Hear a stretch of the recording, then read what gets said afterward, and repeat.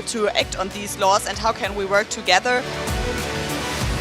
When we realize that there's something wrong with democracy, the institutions and policies, values come together and we take stock, and it's possible then to improve and chart a new course for democracy. It's the people's right to self-determination, and if they want to be independent, they should be independent. We will not start a war against Greenland.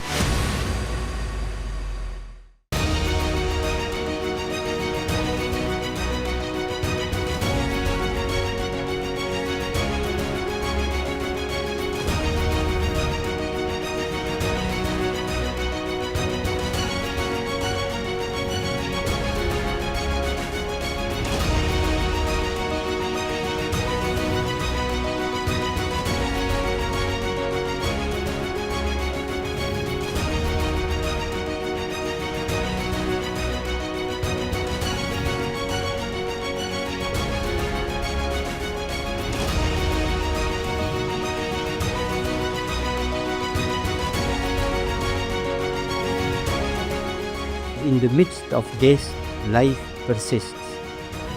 In the midst of untruth, truth persists.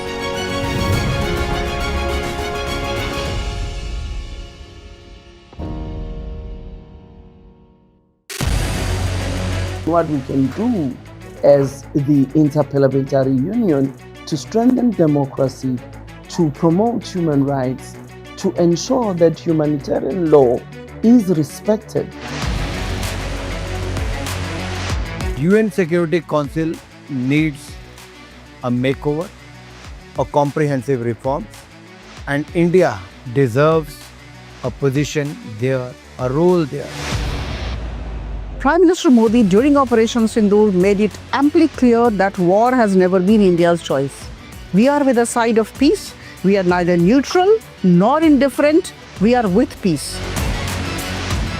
We would have dealt with the US a whole lot on trade and those kinds of things, and that's not as certain these days. So we have to go back and look at our European partners, our Asian partners. An opportunity to exchange, to have a dialogue, to have a debate on a different perspective on finding the solution of the conflict. First thing that is important to have a common ground, and that we do have with humanitarian laws and human rights, but also to say, okay, what does it mean for us as a country to act on these laws, and how can we work together?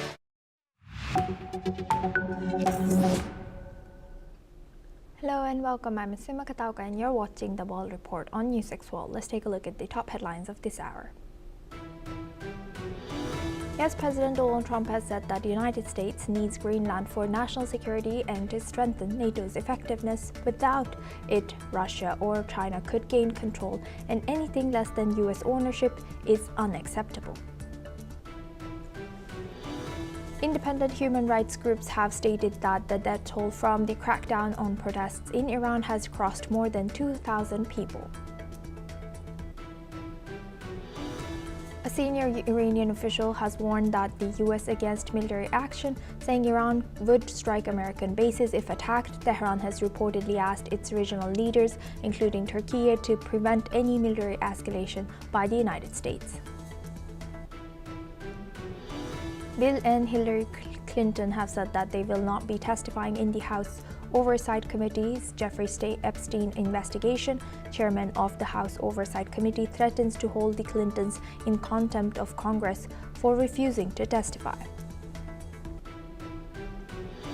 Yes, President Donald Trump has now stated that a US takeover will be great for Venezuela as American oil companies formulate their re-entry strategy into the Venezuelan oil market.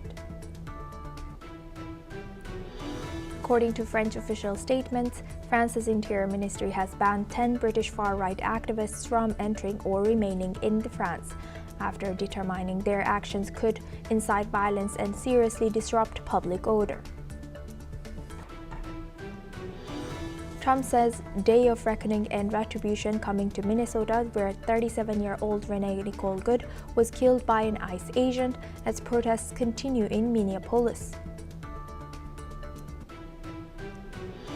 Apple signs multi-year deal with Google to fix Siri with Gemini, which the company promised at WWDC 2024 but has since been delayed.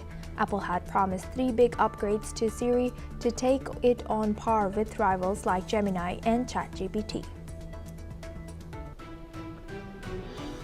Now for this hour, we start with Iran. Iran held a mass funeral in Tehran for individuals who were killed in recent protests. Trucks carrying coffins moved through crowds, many holding photos of Supreme Leader Ali Khamenei. As local state media reported, the funeral included more than 100 civilians and security personnel. Rights group HRANA says it has verified the deaths of 2,403 people, protesters, and 147 government-affiliated individuals. As protests continue, dozens of Iranians arrived in Turkey through the Kapikoy border, taking their belongings and boarding vehicles to nearby towns. Many refused to speak to media, fearing repercussions. Meanwhile, Tehran has warned neighboring countries hosting U.S. troops that it would retaliate if America intervenes. Now for this discussion, we welcome Mr. Ali Mohammed Abushbak. He's a Middle East researcher, joins us live from Cairo. Thank you very much, Mr. Abushbak, for joining us. Good to see you. Now thank you. Now looking at this, as the situation escalates, what are we to believe? Some media portrays it as like so many people in Iran are unhappy and protesting against the regime, and then we see Iranian media, and of course Iranian media says otherwise. Thank you, Uzma, for having me. Thank you. The situation on the ground is really fragile. At the time, Iran is still has some blackout for the internet. I tried to, despite the news they said they are unblocked the internet up to now. I could try to contact a friend from Iran. Till now, there is no internet service.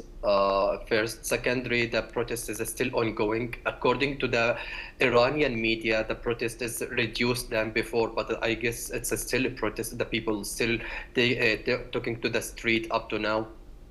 And today they are going to a funeral. They consider it as supporting for the protest for the regime. In fact, what is happening? Iranian regime try to counter the protester, trying to counter the demand of the civilians on the ground who's asking and pursuing for better life. Regime is allow for its supporter to protest, and that's created chaos. And I guess this is a very stupid point, regime following it, because during the Arab uprising we have seen several of regime, they are following the same stage, like asking for their supporter to protest and to show their support to the regime and to the government, but ultimately they fail, and ultimately the regime collapse. And in my opinion, Iran is doing a very wrong method and a very wrong way to addressing the protest and to ask, to listen and reforming the policy on the internal policy. These things will escalate the violence, in my opinion, between the opposition and between the support of from the regime. And Iran really now in very deep crisis. All the Western country, they are yesterday they called for the Iranian ambassador, and they are showing them their rejection for using for forcing and suppressing the protester on the ground, which make it more difficult for Iran to handle the situation. And if you remember, Osama in 1979. During the Islamic Revolution, it was in January when the Ayatollah Khamenei he became a supreme leader for Iran after the flee of Shah Iran. So is the time return again? I guess Iran now, the Iranian regime couldn't, and all the situation, it's out of its control, because all the international community lambasting the Iranians' behavior, all the international community supporting the protester and the demand of a protest and prohibited for using a force and using a military solution to solve the internal issue. That's make it Iran more situation in Iran difficult. About also about the popular speech of Donald Trump and some Western country to wage a war against Iran. This is one of a very far option, I guess, now, because we have seen Donald Trump yesterday sending a message for the people, for civilians, Right. for ordinary civilians to continue the protest, and that aid, it will come for them very soon. And when they ask him what is the aid, he said, you will reveal it very soon. So in my opinion, Donald Trump, he become the conclusion, the military solution, it will not make any, make any solution. It will not make any difference on the ground. It will not make any sense for the civilians. Maybe that the people will gather and will support the government again, and that will be as a helping for the government. It will not remove or collapse the government or the regime, because Donald Trump is not giving any attention about the government instead of the whole regime. Yes. So, And, in my opinion, Mr. Bushberg, yes, Mr. Bushberg, what do you think? Now that Iran has asked Turkey to make sure that there's no escalation further from the U.S. or any Western countries, what do you think Turkey's role is here? I guess Oman is the mediating between America and Iran.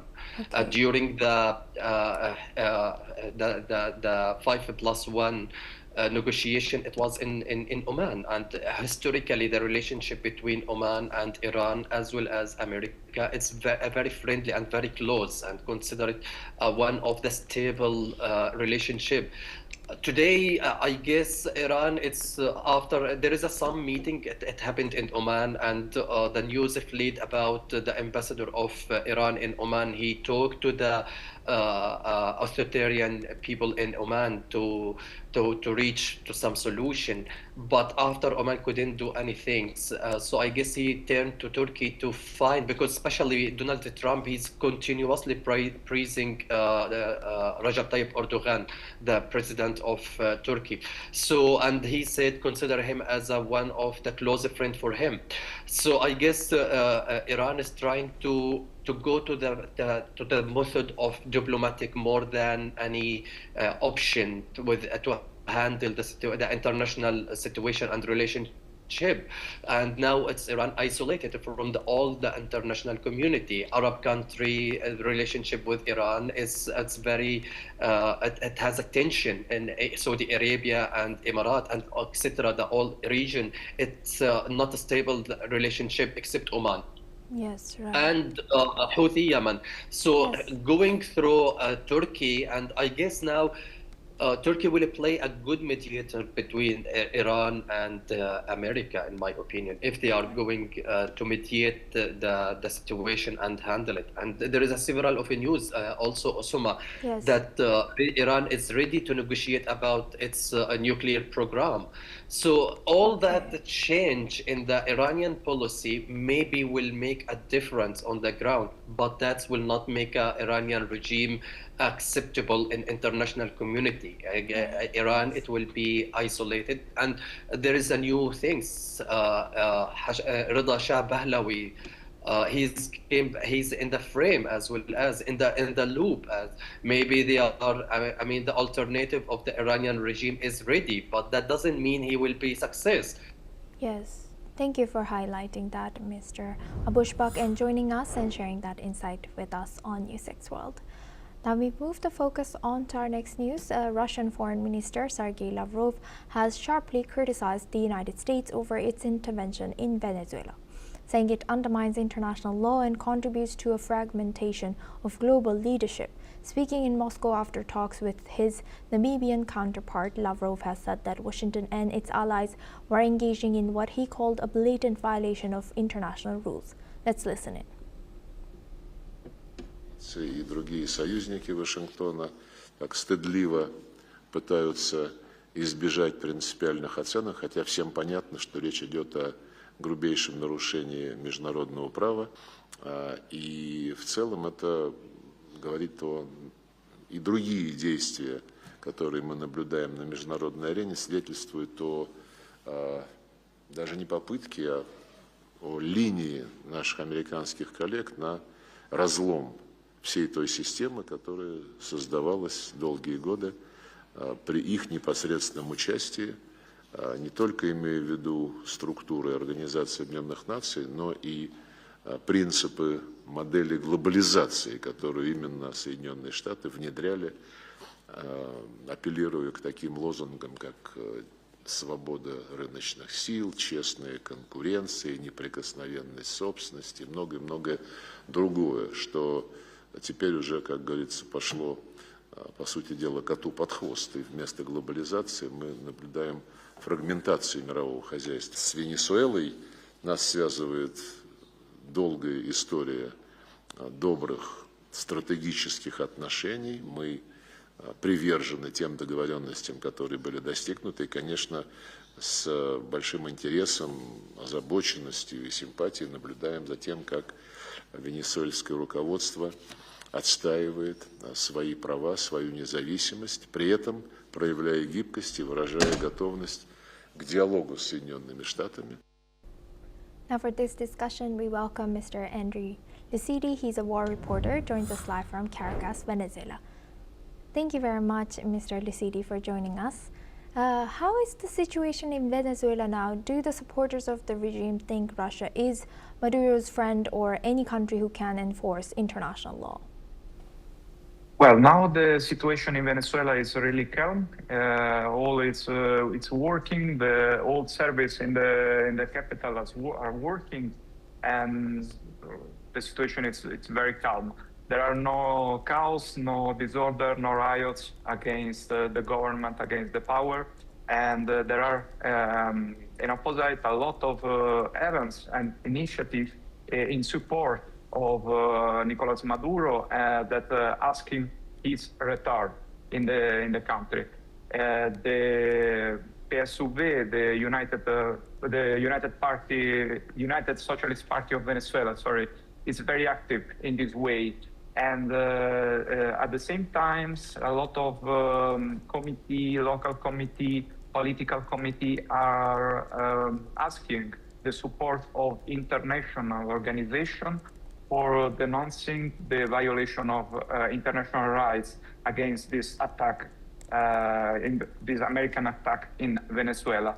There are a few foreign journalists here because I saw a lot of anti-Venezuelan propaganda in the Western media that are saying that here there is hunting against the journalists from the power structures. But as a foreign journalist in Caracas now, I don't experiment such a situation. And also the situation is also very safe, in my opinion.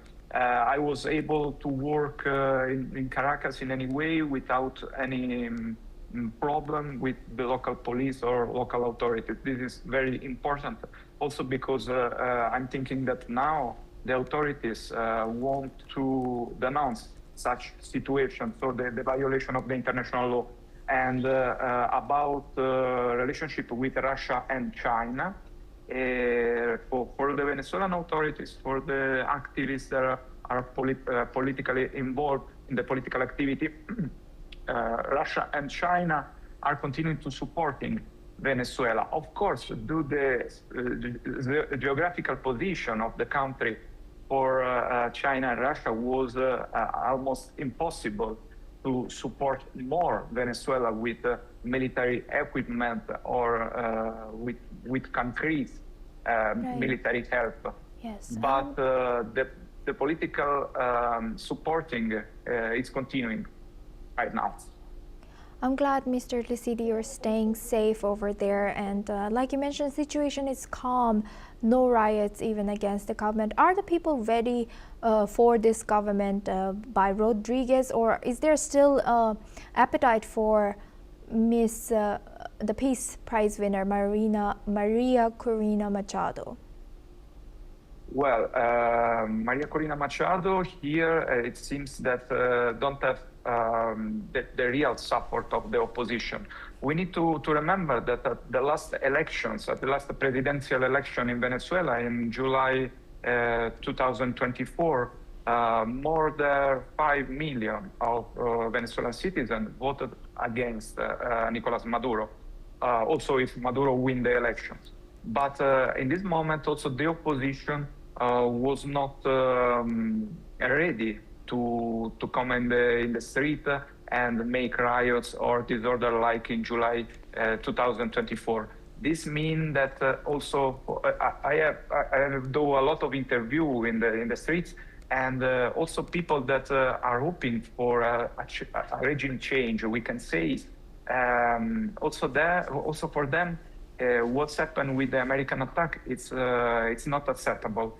And of course, Maria Corina Machado, a person that was praying Trump for attacking Venezuela, now it's not, I think it's not popular also among the opposition.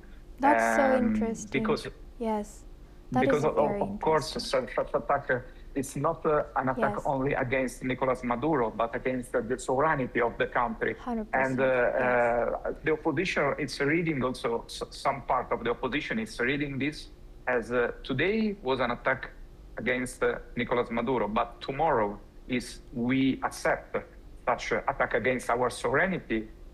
Such situation can be repeated against the new leader of Venezuela if they are not comfortable with U.S. policy.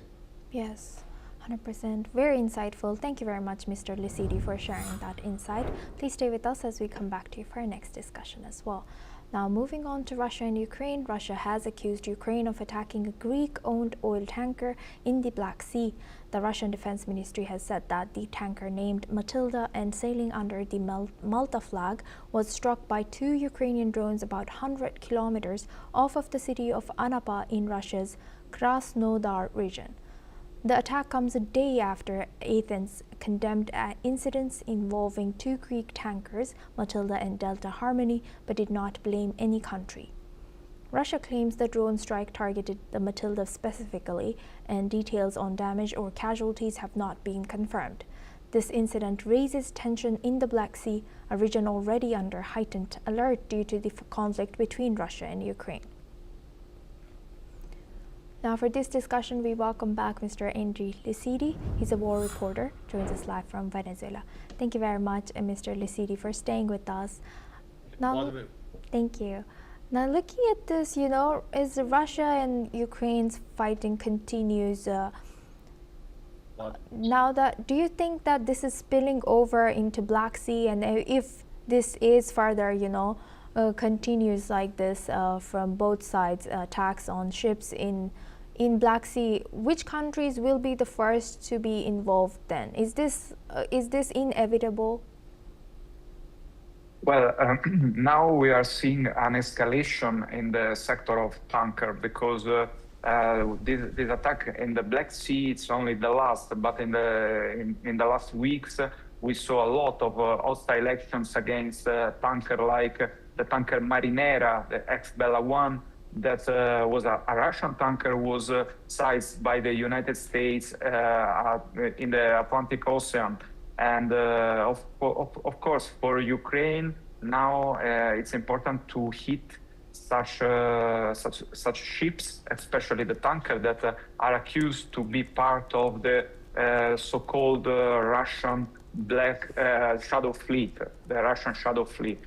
And in the fact, we are in front of attacks against civilian ships, because tankers are civilian ships and often are also not Russian tankers with other flags like Venezuelan flags or Caribbean flags, Aruba, for example, and other Panama and other countries like this. But for Ukraine, of course, it's an easy target, and it's important also for their internal propaganda. I saw in the last days also an escalation on the amount of drone attacks against the Russian cities in the south of Russia, like Voronezh, like Krasnodar, like Rostov. in this region, in the last days, the amount of drone attacks was increased very high. And also some civilians buildings were hit by these attacks. For the Ukrainian side, the drones at the moment remain the best option for long-range attacks in the deep Russian territories. But of course, the Russian air defense system is working. But Yes. the drones are specially designed for do such attack deep in the Russian territory, and are made it by light material like plastic, polymers, etc., that not always were hit or revealed by radar Mr. and air Lucidi. defense system. Yes. Mr. Lucidi, unfortunately, we are running out of time for this discussion, but thank you very much for sharing that insight with us on NewsX World from Venezuela. Now we move the focus on to Greenland. US President Donald Trump has again repeated his claim that he wants to gain control of Greenland, as he argues that the island is key for US military strategy and claims Denmark has not done enough to protect it. The European Commission's President Ursula von der Leyen has said that there is a strong relationship between the EU and Greenland and that Greenlanders could rely on the EU's support. She also has emphasized that the security of the Arctic region is a key topic for the EU. According to her, the European Union will support Greenland and Denmark when needed and will not accept violations of international law, no matter where they occur.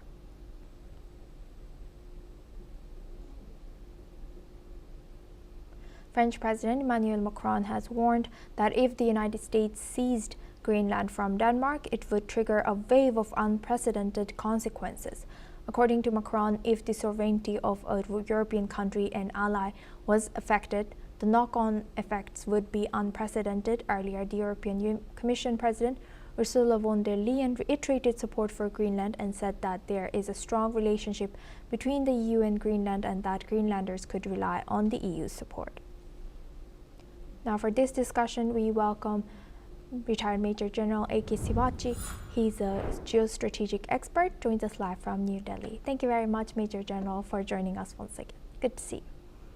Now looking at this, as tensions escalate over Greenland and U.S. President keeps eyeing Greenland, how do you analyze the situation and support by EU?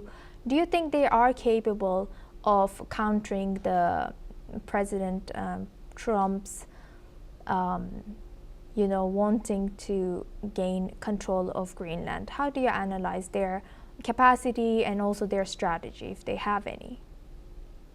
Yeah, very correct. See, as far as Greenland is concerned, it's strategically located, basically North America and Europe, and between the Atlantic, North Atlantic Ocean and the Arctic Ocean.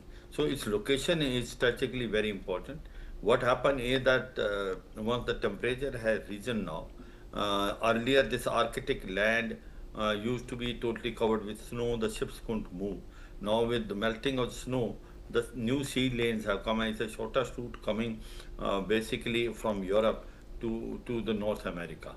Now the point is that Greenland is autonomous region of Denmark, but it is very rich in resources. There are oil, gas. There is also, there are also chances that it may have critical minerals. So the point is, US think that if they can have Greenland, it will be better for US for three reasons. One is that it will able to monitor the Chinese and the Russians missiles in that area. It is basically a defensive measure. Second thing is able to control the resources which are there in Greenland. It is partially proprietary, only about 56,000, a very vast land. Third thing is that it also covered that the GOEC gap, that is Greenland, Iceland and UK gap, and also that the airspace base which is there of the US, it will able to guard. So the point is, no denying the fact Greenland is strategically very important to US, and US feel in case the US is not taking over Greenland, then Russia and China may take over, because today Russia and China are having more influence there. Their ships are all over Greenland. Now, can Greenland be taken forcibly, the way Donald Trump is telling? See, the options are three. One is that you buy Greenland because it is basically a Danish autonomic island. It can be bought. Second thing is that if it is not able to be bought, then you can take it with force. That is by militarily the US takes over that. The chances of US taking military are very less. The reason is simple, that Article 5 will be invoked of NATO. It will be a NATO country versus NATO country, and this will be end of NATO. The other NATO partners also will not allow that to happen, especially the French President Emmanuel Macron has already raised a voice.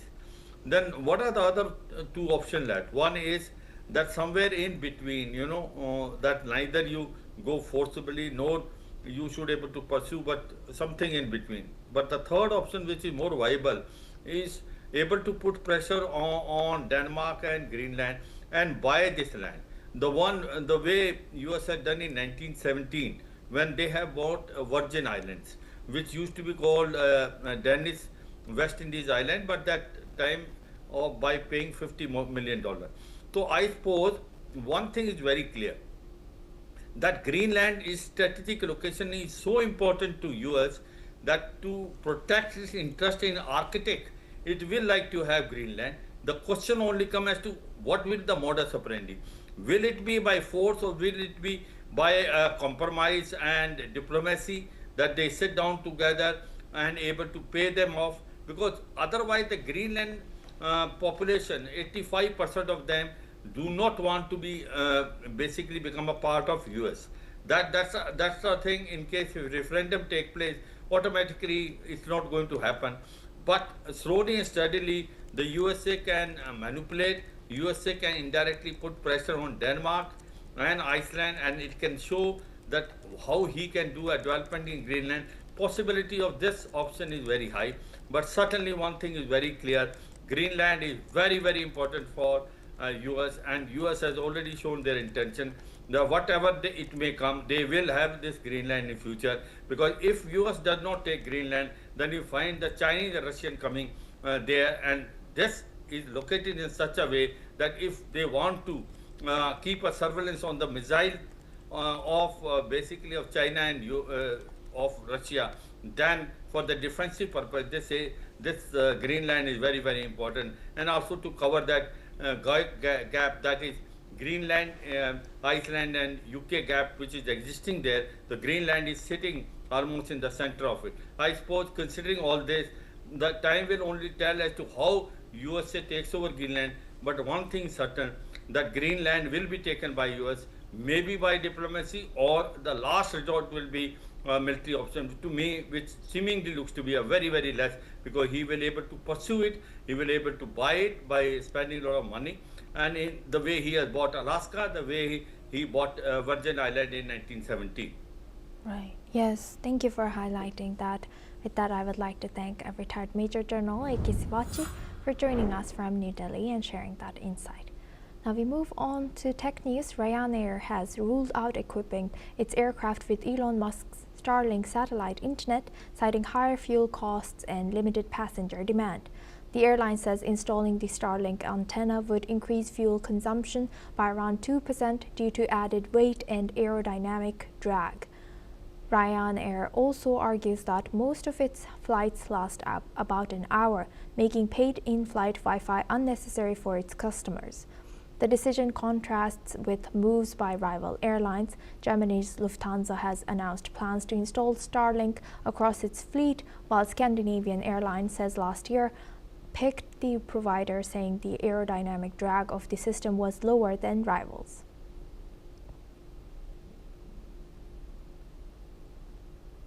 That's all we have time for. Keep watching NewsX World for more news updates from around the world.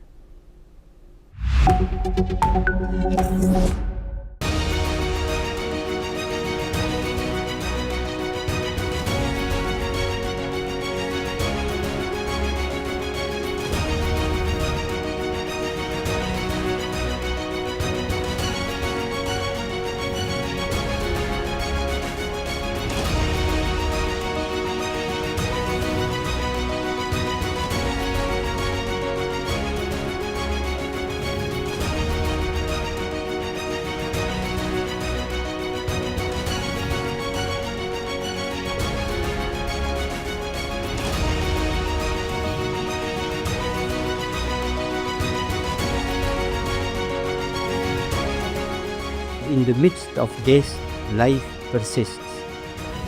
In the midst of untruth, truth persists.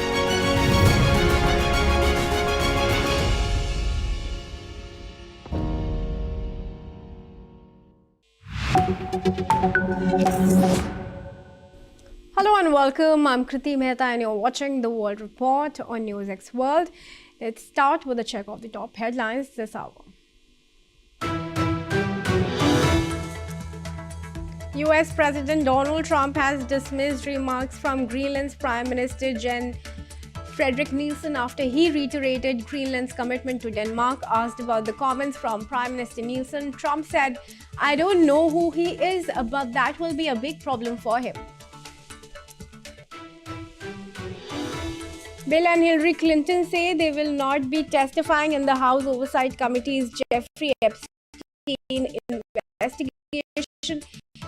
Chairman of the House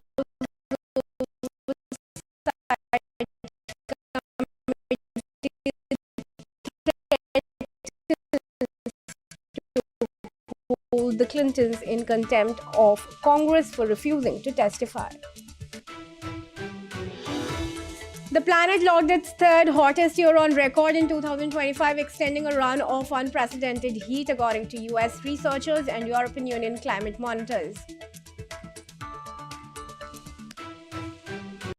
US President Trump has now stated that a US takeover will be great for Venezuela as American oil companies formulate their re-entry strategy into the Venezuelan oil market. Independent human rights groups have stated that the death toll from the crackdown on protests in Iran has crossed 2,500. US President Donald Trump tells Iranians to keep protesting, says help is on the way as US mulls strikes. Iran says US seeking pretext for military intervention. Officials say more than 2,500 killed in unrest. Trump says day of reckoning and retribution coming to Minnesota, where 37-year-old Rennie Nicole was killed by an ICE agent as protests continue in Minneapolis.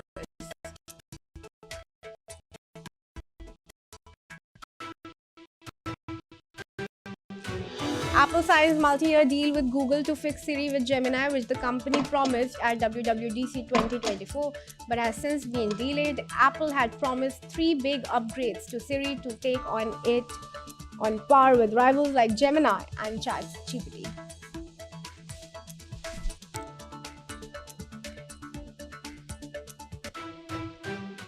Alright viewers, according to reports now, Chinese customs authorities told customs agents this week that NVIDIA's H200 artificial intelligence chips are not permitted to enter China. Chinese government officials also summoned domestic technology companies to meetings where they were explicitly instructed not to purchase the chips unless necessary.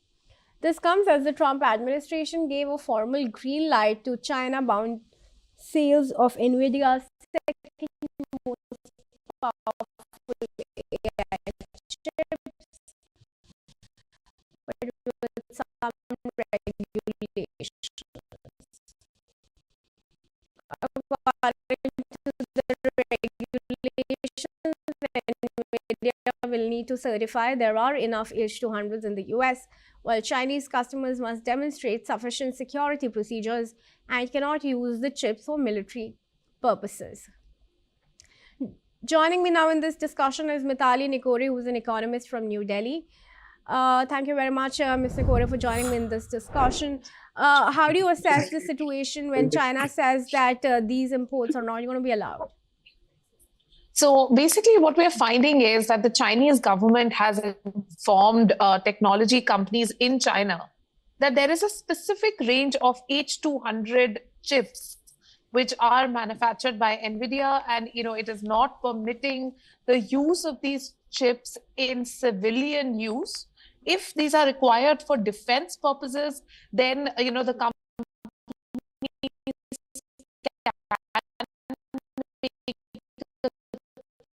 make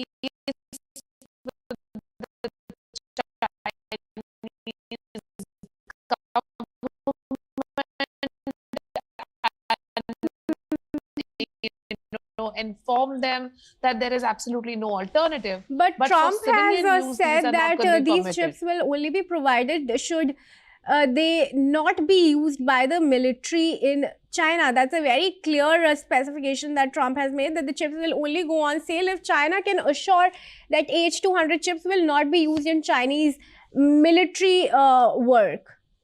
Exactly, which essentially means that these chips cannot be used in China for any purpose, because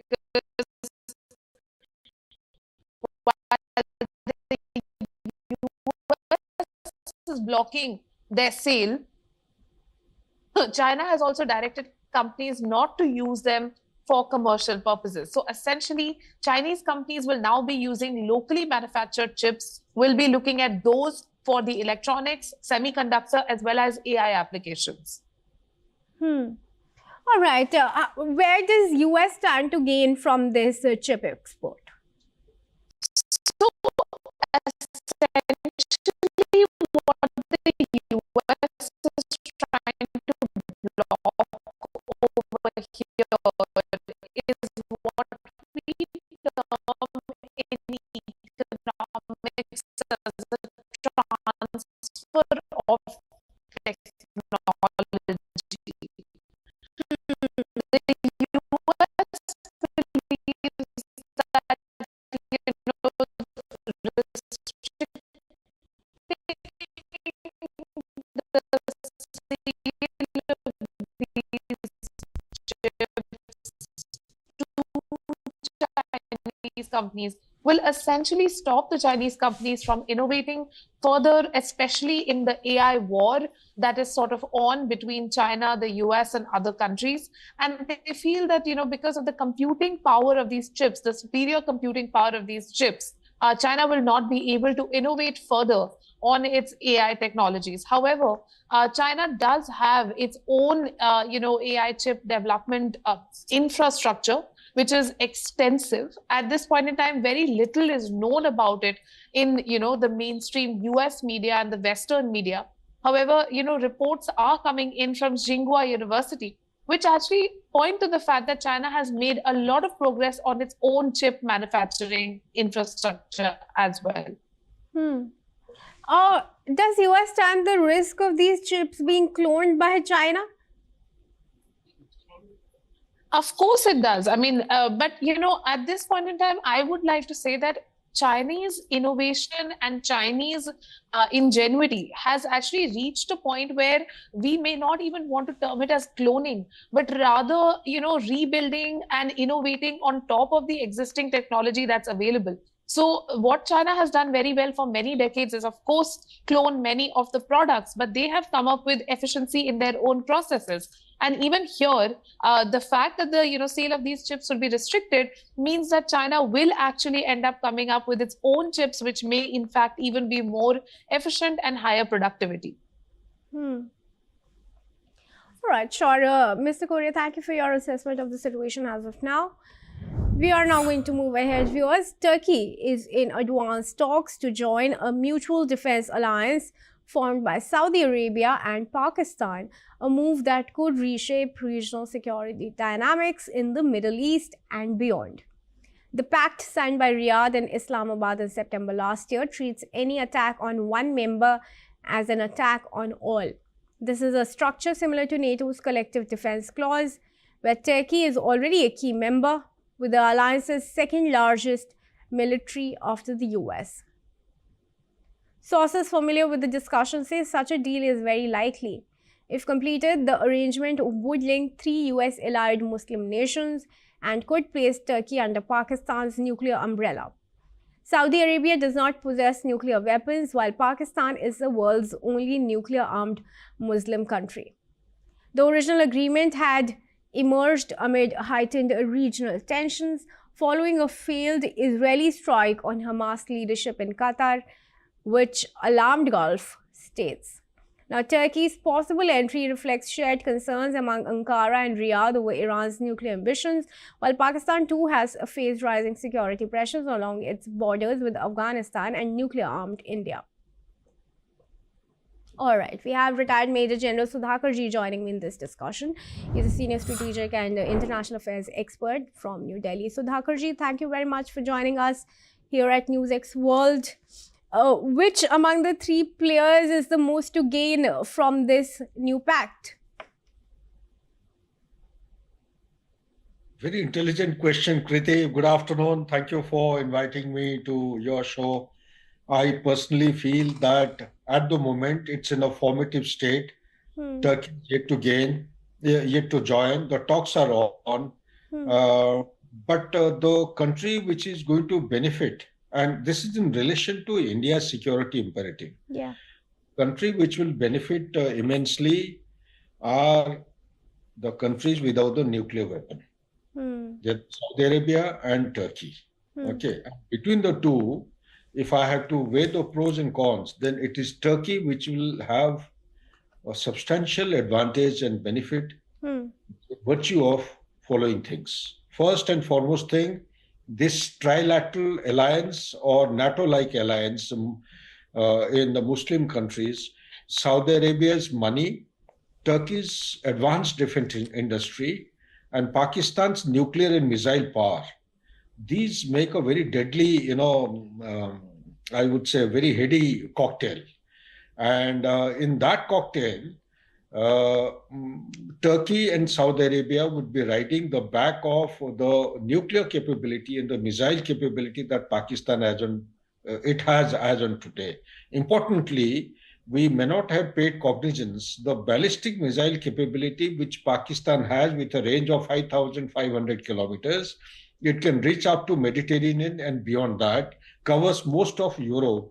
But dangerous thing which is happening is that the ICBM capability which North Korea has, there are reports, there are small dots which are emerging in the open sources that the ICBM wherewithal are under transportation in a very, very clandestine manner to Pakistan. If that happens, well, then things are going to turn into very dangerous and profile, and which will have a significant impact not only on India, but entire region, the Middle East as also South Asia completely. So to answer your question in specific terms, it is Turkey which is going to benefit the maximum, followed by Saudi Arabia, because neither of the countries have got nuclear weapons. Nuclear weapon actually provides nothing. It is not an offensive weapon platform. It is a deterrence. Yeah. That deterrence will actually give them an added advantage, which they don't have as of now. Given that Turkey is also a member of NATO, how do you think it's going to balance its, position in this trilateral pact? It's all by design. You see, everything which is happening in the world order, otherwise, why should Turkey come all the way from where it is, from Ankara to South Asia to Bangladesh? Today, Bangladesh is infested with Turkey NGOs. They are being supported by Qatar with funds. Now the Saudi Arabia is offering all the money. So basically balancing out when you talk of, it is a very calibrated move as per my analysis and research. That USA as the dominant power amongst the NATO countries is steering all the move, whether it is Turkey participating in the international stabilization force in Gaza, or participating or supporting Pakistan during Operation Sindoor, or becoming a prospective candidate of a member of the alliance, trilateral alliance amongst Saudi Arabia, Turkey and Pakistan, or participating in all activities which are inimical to a national interest of India in Bangladesh. All these are designed and calibrated, and they have got tacit nod of the dominant power, USA. It may not be coming out openly, but my understanding is without such kind of a move, the balance of power, whether it is the region or the subcontinent, that is the South Asia, it willy-nilly has got a direct and indirect bearing and impact in the overall balance of power in the geopolitics of the world order. The balance of power that we are talking of essentially is driven by the geopolitical strategic rivalry, that is, America is trying to push back very discreetly and quietly the Chinese influence and dominance that has taken place in past couple of, let's say, 3 decades or so. One, China having penetrated into the areas which are left vacant consequent to disintegration of USSR, is actually becoming headstrong and very, very resilient to continue to sustain the pushback against America. So two superpowers or global powers will continue to keep pushing each other out, but neither of them will succeed because America is a declining superpower and China is having a cutting edge advantage in almost all the components of developmental matrix. So besides this, there is a third sphere which is emerging that is called as the Islamic fundamental or the radical Islamist forces are on the expansion spheres. And there is a gradual legitimization of these Islamist forces, namely Afghanistan, that is Taliban, we have started legitimizing them. Then Syria, we have started legitimizing the non-state actor. Iran, whether you agree or not, in times ahead, after the potential strike that America and Netanyahu have been threatening, after that goes through, my take on the whole issue is that gradually, for the sake of Abraham Accord, America is going to put pressure on Iran and will start legitimizing the Hamas, the Hezbollah, and the Houthis, as also the fourth one, which nobody talks of, is Hadbil Itsaif, all the components. There is and look at the example in Bangladesh, what is happening. The Jamaitis, they have been given an open red carpet treatment. Openly, they are being welcomed to participate in the election. So what is this? What does it mean? The complete world order is actually gravitating towards legitimization of non-state actors. Who is doing it? America is doing it. Why America is doing it? America is doing it because America is looking for a couple of issues. One, components which will give steady inflow of wealth into America. Number one is oil. Number two is the defense industry market. Number three is the pharmaceutical industry. Number four, you have the drug money. And the fifth one, which is added in the 21st century, the new oil of 21st century, which is the rare earth element. So these are the things America is pushing for. And almost all the Arabic countries or the Gulf countries, wherever there are triggers or flashpoints emerging, they have huge reserves of oil. For example, Syria. Syria has got a huge reserve of oil, which America is trying to drill and harness and make sure that the steady inflow of wealth takes place from the oil. And talk about Bangladesh, there is a huge deposit of gas between Bangladesh and Tripura. Talk about Myanmar, there is a huge deposit of rare earth element. Talk about Nigeria, oil. Talk about the Sahel region in Central Africa, it is oil, minerals, and critical minerals. And General Sudhakar, now, as far as this pact is concerned between these three, how do you think countries like Iran, Qatar, Israel should prepare? Again, the very sharp question that you are asking. Preparation is actually a matter. There is a bigger design, firstly. There is a bigger plan in place, which it is incrementally taking shape gradually towards a futuristic requirement. Futuristic requirement is that as per America and Israel, they are very clear that they will not accept the two-nation theory. Saudi Arabia is dead against this concept. It says if two-nation theory is not accepted, then the peace proposal is defunct. Okay?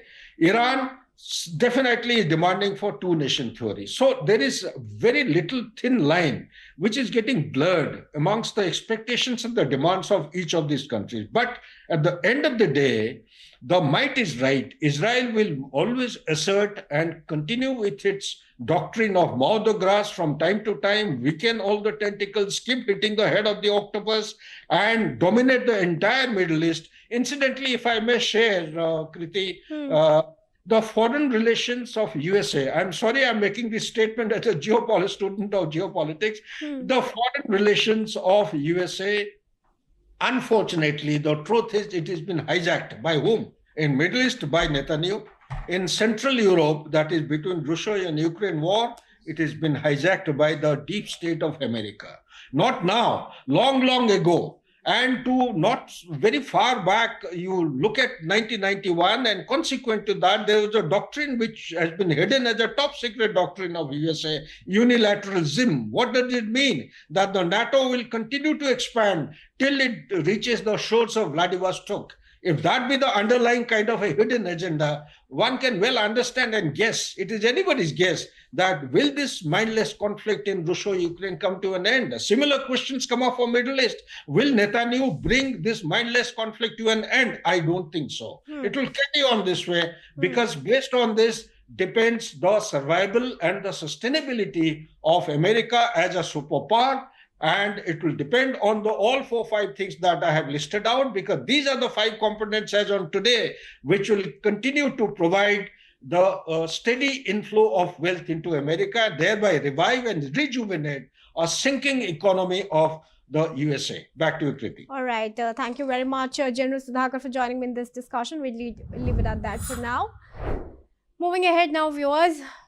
Pakistan has entered into an agreement with a firm linked to World Liberty Financial, the primary crypto venture associated with US President Donald Trump's family, to explore the use of World Liberty stablecoin for cross-border payments. The deal represents one of the first publicly announced tie-ups between World Liberty, a crypto-based finance platform launched in September 2024, and a sovereign state. It also comes amid a warming of ties between Pakistan and the US. According to reports, under the agreement, WLF will collaborate with Pakistan's central bank to integrate its USD1 stablecoin into a regulated digital payments framework, enabled to function alongside Pakistan's existing digital currency infrastructure.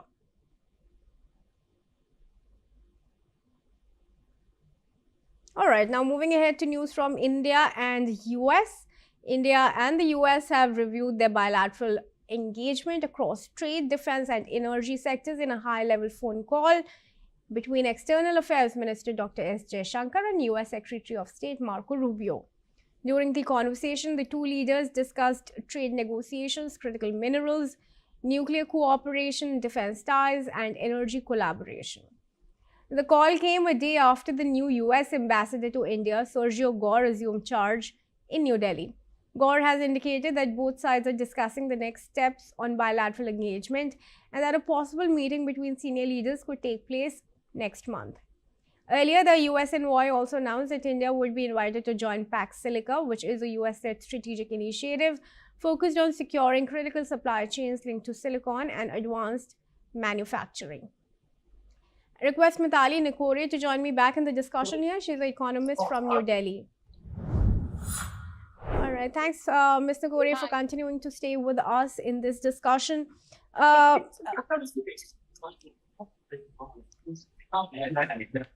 right. Yeah, how do you see the trade ties between the two nations now proceeding from here, and the questions of tariffs that continue to pose, a challenge, particularly for India? So I think thanks a lot for having me on this story. So I think it's a very, critical time in geopolitics, and every conversation especially a conversation between a country and the US, and any of the ambassadors from the US or any of the representatives from the US is critical and redefines geopolitics in a way that, we didn't see yesterday. So each day is new, and I think this conversation is probably the start of a thawing of relations between India and the US, which is extremely critical at a time like this. I think the US recognizes that India, being one of the fastest growing economies in the world, is going to be one of the largest buyers of, oil, especially Venezuelan oil, and therefore it is in their best interest to continue working with India to build supply chains and to thaw the trade relationship. But at the same time, yesterday itself, the US imposed 25% tariffs on countries that do business with Iran. So therefore, the relationship still needs a lot of work. But I'm really glad that this conversation has happened between Minister Jaishankar and Mr. Marco Rubio. Okay, how do you see the two nations cooperating on energy? Because of the recent developments that we've seen in Venezuela, because of past precedents that have been set, India has continued to maintain that it will be importing from Russia as long as it provides cheaper oil and gas, which it does.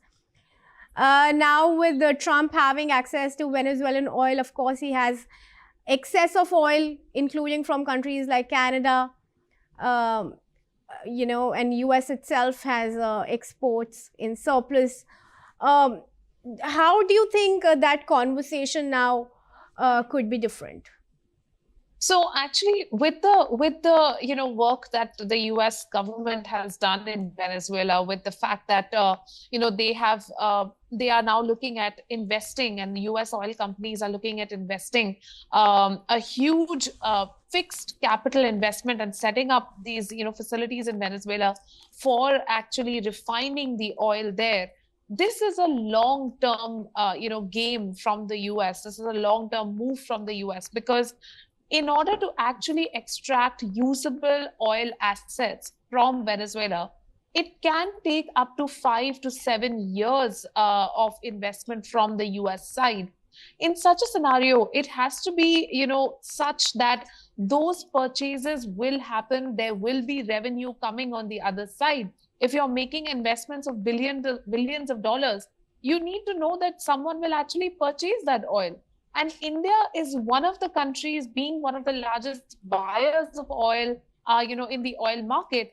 It places India in a very, good position to negotiate trade agreements, to negotiate any sort of deals with the US by guaranteeing that it will purchase oil from Venezuela, of course, as long as that meets our price requirements.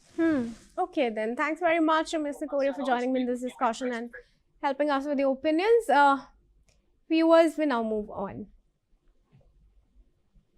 Now, Thailand's police have reported that emergency services in northeastern Thailand have rushed to the scene after a train derailment caused by a construction crew.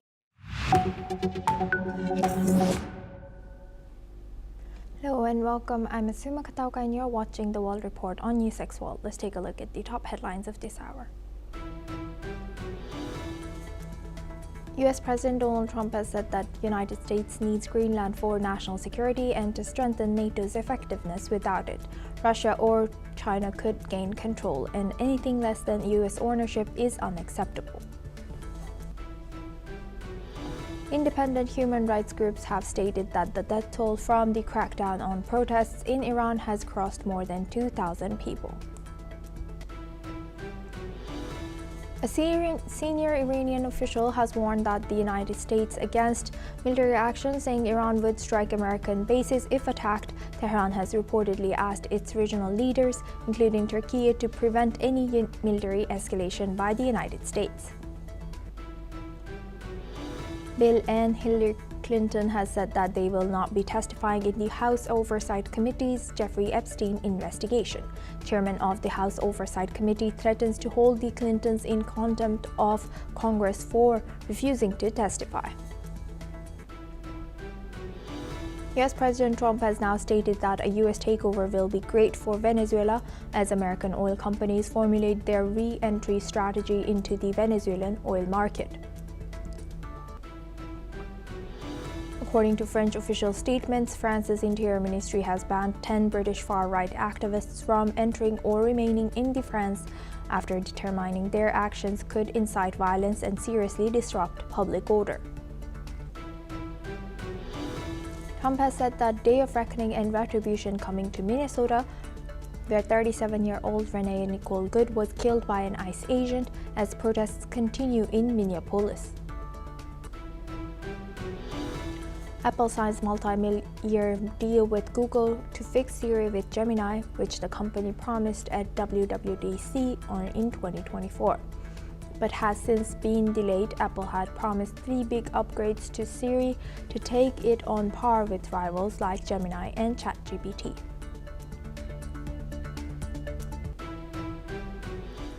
According to a U.S. official, the United States is withdrawing some personnel from major U.S. bases in the Middle East.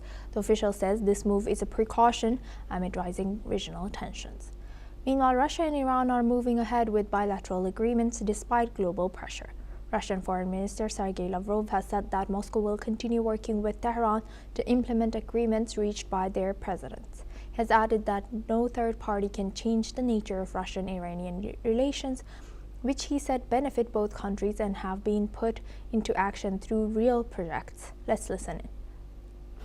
Надо просто работать и реализовывать те договоренности, которые есть между нами и Исламской Республикой Иран, между Россией и всеми другими нашими торговыми и экономическими партнерами. Когда такая мощная страна, как Соединенные Штаты, действует подобными нечистоплотными методами нечистоплотной конкуренции, это говорит только о том, что конкурентные позиции Соединенных Штатов последовательно ухудшаются. Я не думаю, что какая-либо третья сторона может изменить принципиальный характер отношений между Москвой и Тегераном. А этот характер опирается на договоренности, которые были достигнуты между президентами Российской Федерации и Исламской Республики Иран. Он отвечает интересам двух государств, двух народов. Этот характер воплощен в целом ряде практических проектов. Rights group HRANA has verified 2,403 protesters' deaths and 147 government-related fatalities. This comes as Tehran has warned neighbors hosting U.S. troops that it would strike if America intervenes.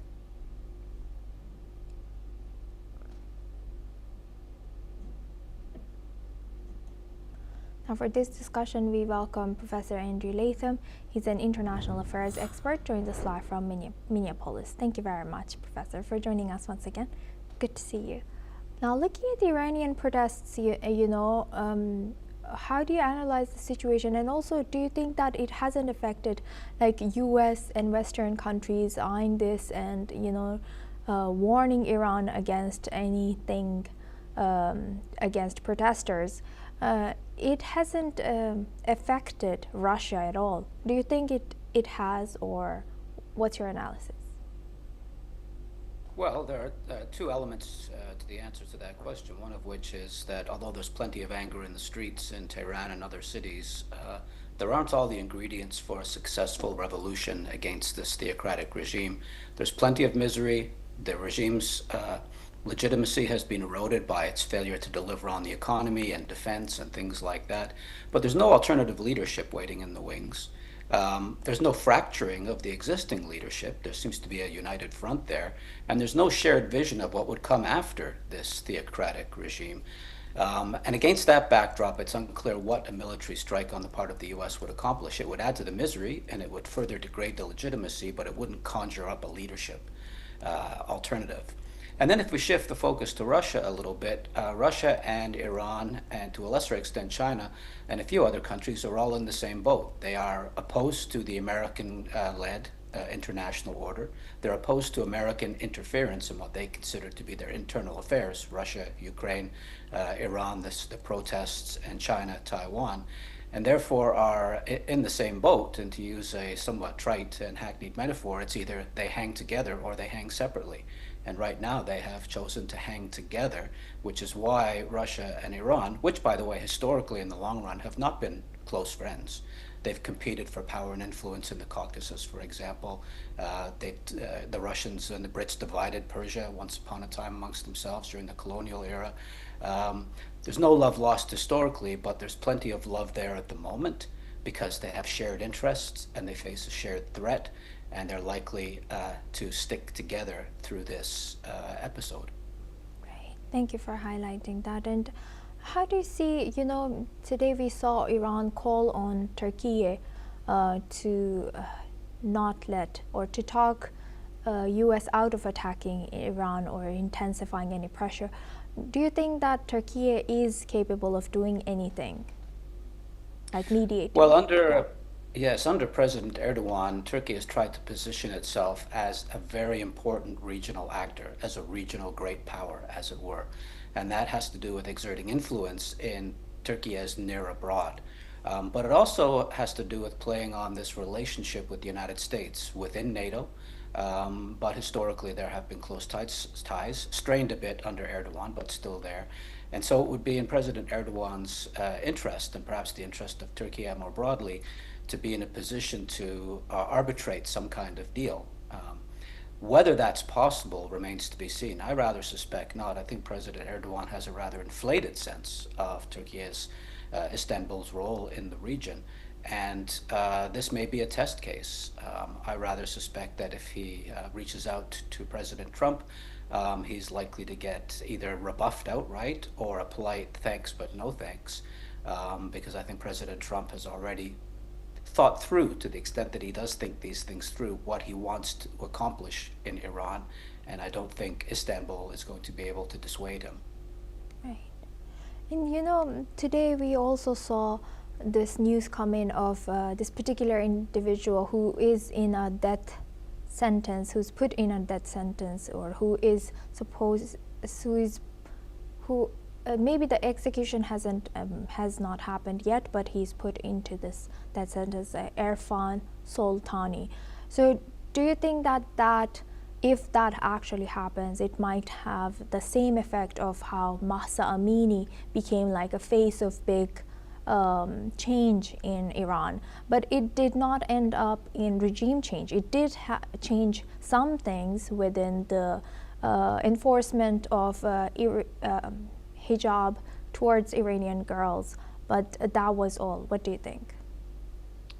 Well, this regime has taken the usual approach that authoritarian regimes take. On the one hand, it will make concessions where it's necessary, where it's tactically useful, and on the other hand, it will crack down where it's tactically necessary and useful. And that backing off on the hijab mandate was tactically necessary and was a relatively small price to pay. The broader point which you raised, of course, is the role of symbols, symbolic personalities in these kind of events. Symbols are important. They can catalyze, they can focus, they can serve as rallying points. They may, in fact, push the needle one way or the other. But there's no alternative to an actual Khomeini or a Mandela or a Valença or a Gandhi or one of these figures that can actually lead change in a constructive direction. So the symbols, the martyrdom of these particular individuals, as I said, is important as a catalyst, as an enabler, as a focal point, but there's no alternative to actual leadership on the ground. People with charisma, people with leadership capabilities, people with reach across different factions that they can bring together. The regime in Tehran has been very good at decapitating any possible opposition movement. There are no such leaders, including, by the way, the previous Shah's son, Reza Pahlavi, who's a big figure in the United States, but has no reach at all in Iran. Right, and if he doesn't, then is there any legitimate opposition party in Iran, even if the regime falls out? Is there anyone who can lead Iran after that? And also I wanted to ask, you know, President Trump is very focused on Iran right now, always comments coming in or posting in Truth Social something or another about Iran. So why do you think he is focused over there? Doesn't he have so much in US to focus on, as of course the domestic political stuff will get him the votes, right? Not the people in Iran voting for him. Yes, I mean, there's a school of thought that says that everything that President Trump does on the world stage is about deflecting attention away from his troubles at home in terms of domestic politics, whether it's the economy or the Epstein files or whatever the case might be. And there are others who see everything he does as another manifestation of American imperialism, grabbing Venezuelan oil. And perhaps that's what he's looking for. There's a long history of American interest in Iranian oil. Perhaps that's what's going on. I rather suspect it's a combination. Those two things matter to the president, but the bigger picture is geopolitical, balance of power, That regime has been a thorn in the side of America's friends and allies in the region for a long time. And there's every reason to believe that that's another important driver in all of Trump's thinking. So the geopolitics, the domestic politics, and perhaps the oil and economic interests, you put all of those together with his somewhat mercurial personality, and it's perhaps not surprising that when this issue pops in the global media, he reacts the way he's been reacting. Thank you for highlighting that, Professor Andrew Latham. Please stay with us as we come back to you for our next discussion as well.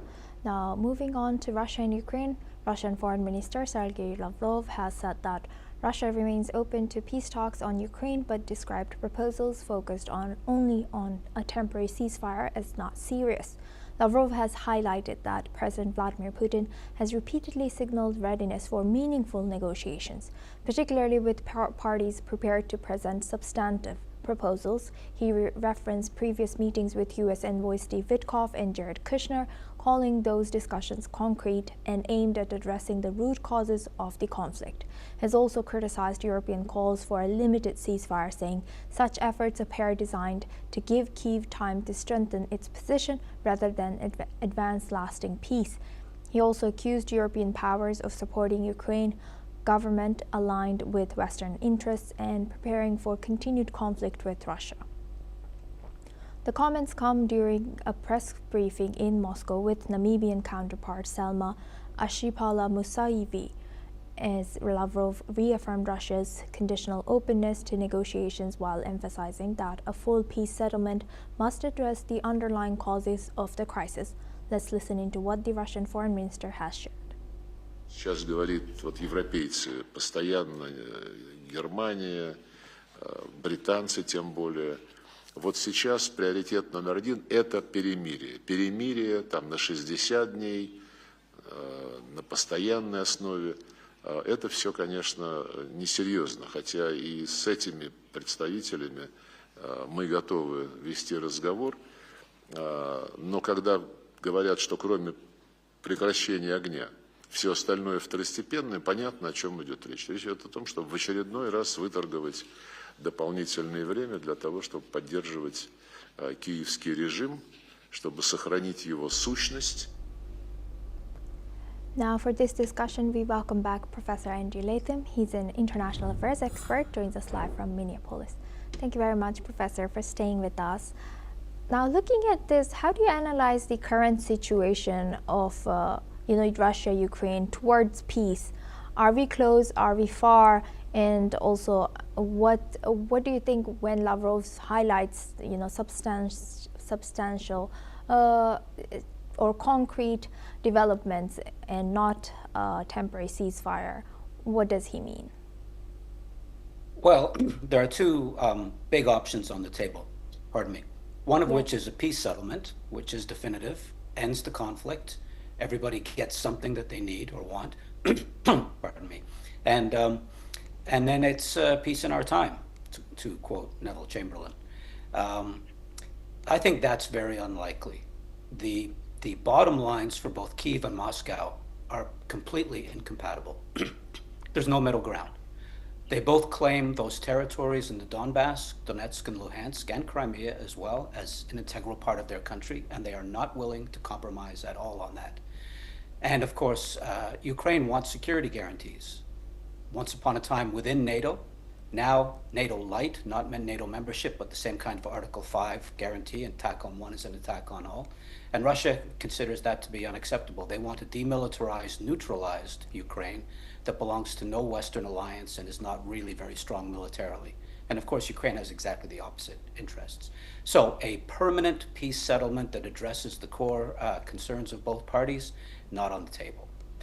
What is on the table is a Korean-style ceasefire. In 1953, as a result of exhaustion more than anything else, the two sides, North Korea and China on the one side, South Korea and the United States and the United Nations on the other, decided enough was enough, and they decided on a ceasefire, meant to be temporary, which has now lasted to this day. The United States and South Korea are still technically at war with North Korea. But the ceasefire, temporary, has now lasted, 70 plus years.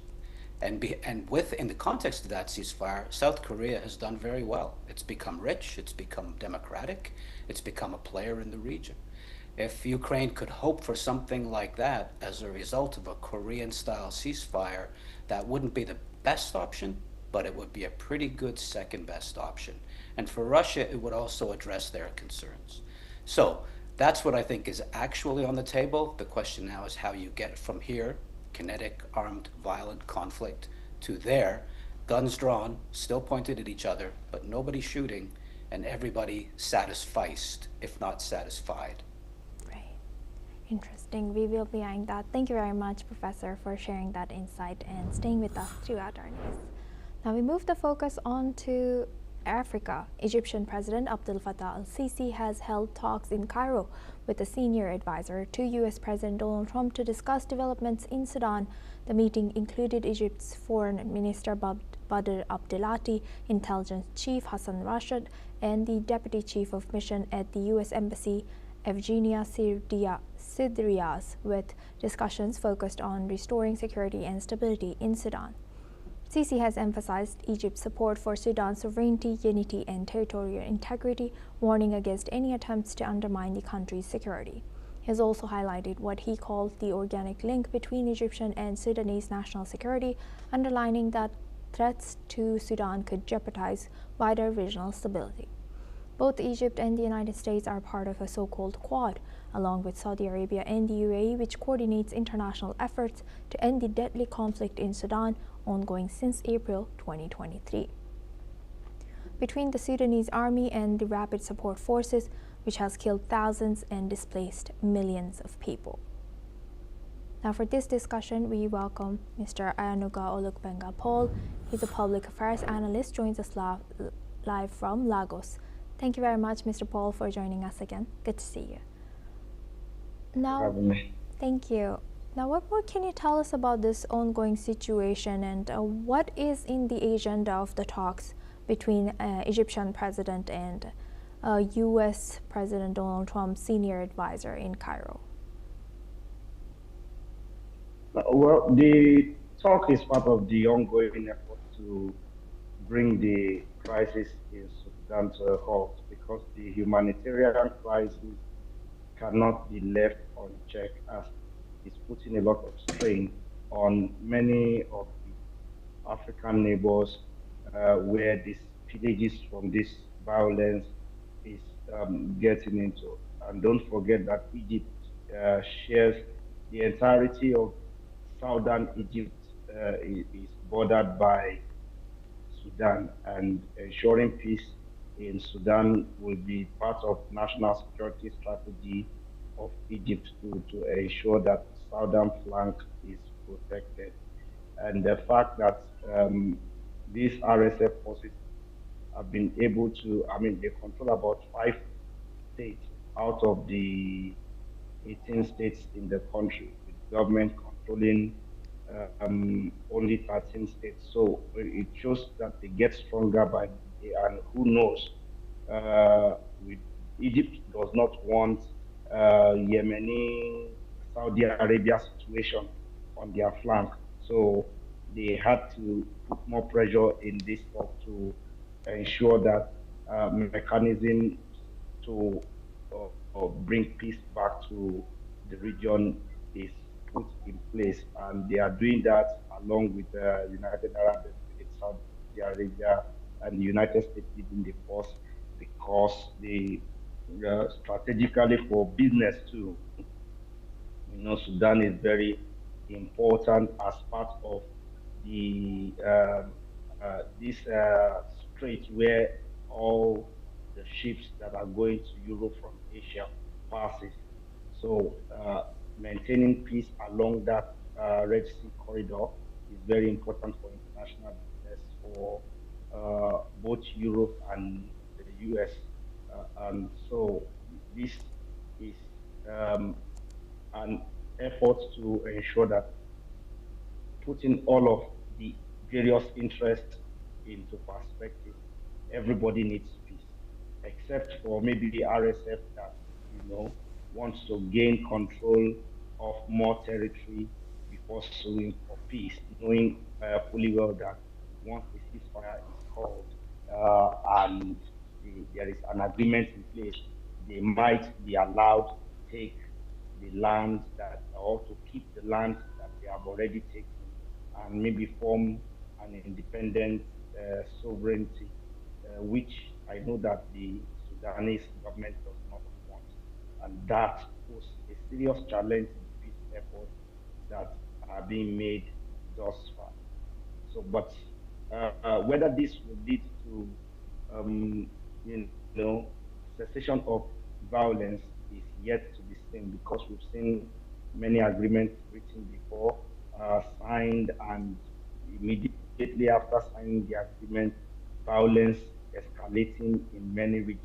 In fact, it's usually on the eve or immediately after the signing of new agreement that the RSF forces usually takes more territory or unleash more violence. So we are all hopeful that this recent renewed effort will yield some fruit.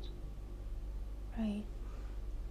With that, I would like to thank Mr. Ayanagaluk Bengapol for joining us and sharing that insight with us on NewsX World. Now we move on to UK. British prosecutors are challenging a court's decision to drop a terrorism charge against Liam Ohana, a member of the Irish language punk rap group Kneecap. The Crown Prosecution Service is appealing a ruling that threw out a charge of supporting terrorism against Ohana, who performs as Mo Chara. He was accused of displaying a flag of the proscribed Iran-backed Lebanese militant group Hezbollah at a London concert in November of 2024. And in September, Woolwich Crown Court dismissed the charges due to a technical error in how it was brought under the 2000 Terrorism Act.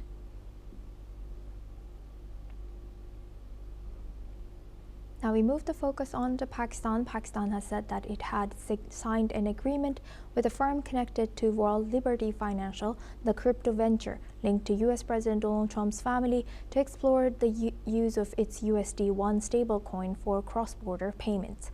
The Pakistan Virtual Asset Regulatory Authority said it had signed a memorandum of understanding with SC Financial Technologies, which it described as an affiliated entity of World Liberty. The agreement aims to facilitate dialogue and technical cooperation on emerging digital payment systems. The memorandum was announced during a meeting in Islamabad between Prime Minister Shehbaz Sharif and World Liberty co-founder and CEO Zach Witkoff. Witkoff and Pakistan's Finance Minister Muhammad Aurangzeb were seen signing the agreement, with Army Chief General Asim Munir also present. Under the deal, SC Financial Technologies will work with Pakistan Central Bank to explore integrating the USD-1 stablecoin into a regulated digital payments framework, allowing it to operate alongside Pakistan's digital currency infrastructure. The announcement marks one of the first publicly disclosed partnerships between World Liberty and a sovereign state amid improving US-Pakistan relations. Now for this discussion, we welcome Mr. Jaijit Bhattacharya. He's an economist and finance expert, joins us live from New Delhi. Thank you very much, Mr. Bhattacharya, for joining us once again. Good to see you. Now Now looking at this, how could Pakistan's engagement with the US-linked stablecoin reshape its economic sovereignty, also monetary policy independence, and what political signal does this agreement send about Pakistan and US's relationship? So I'm not sure whether it's going to lead to greater sovereignty of Pakistan on its finances, because clearly it's a path to a much faster dollarization of the Pakistani economy. Now, clearly Pakistan has been operating on a quid pro quo basis with the US and its relationship, especially after Operation Sindoor. And therefore, we are not really sure whether these steps are being taken because Pakistan believes it's in their interest, or they are doing it under duress. As we have seen in terms of other geopolitical engagements that the US has been undertaking, most of these engagements has had significant duress from the US side. So there is a background to believe that perhaps Pakistan is signing this agreement under duress. but there is nothing in public to really say that. The contextual explanation shows that there is perhaps something that is not benefiting Pakistan. And why it doesn't benefit Pakistan is because once you have got the token, which is USD1, it'll be much easier for Pakistanis to start using that token for all kinds of payments and remittances, and therefore there is actually no need of holding Pakistani rupiah, the Pakistani rupees, which is fast losing its value. So people would like to hold on to the USD1, which, if it is backed by the US dollar as it is promised, would be a better store of value than the Pakistani rupee.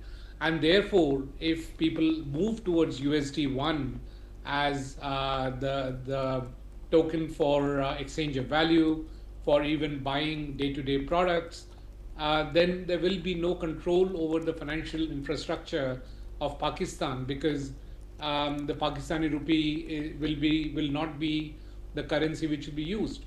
And hence it's actually very risky for not just Pakistan but for any other economy to move into a token which is also not a government token. USD1 is not a government token, but if the Pakistani government is moving into a non-governmental token which is USD1, it is quite a risky move.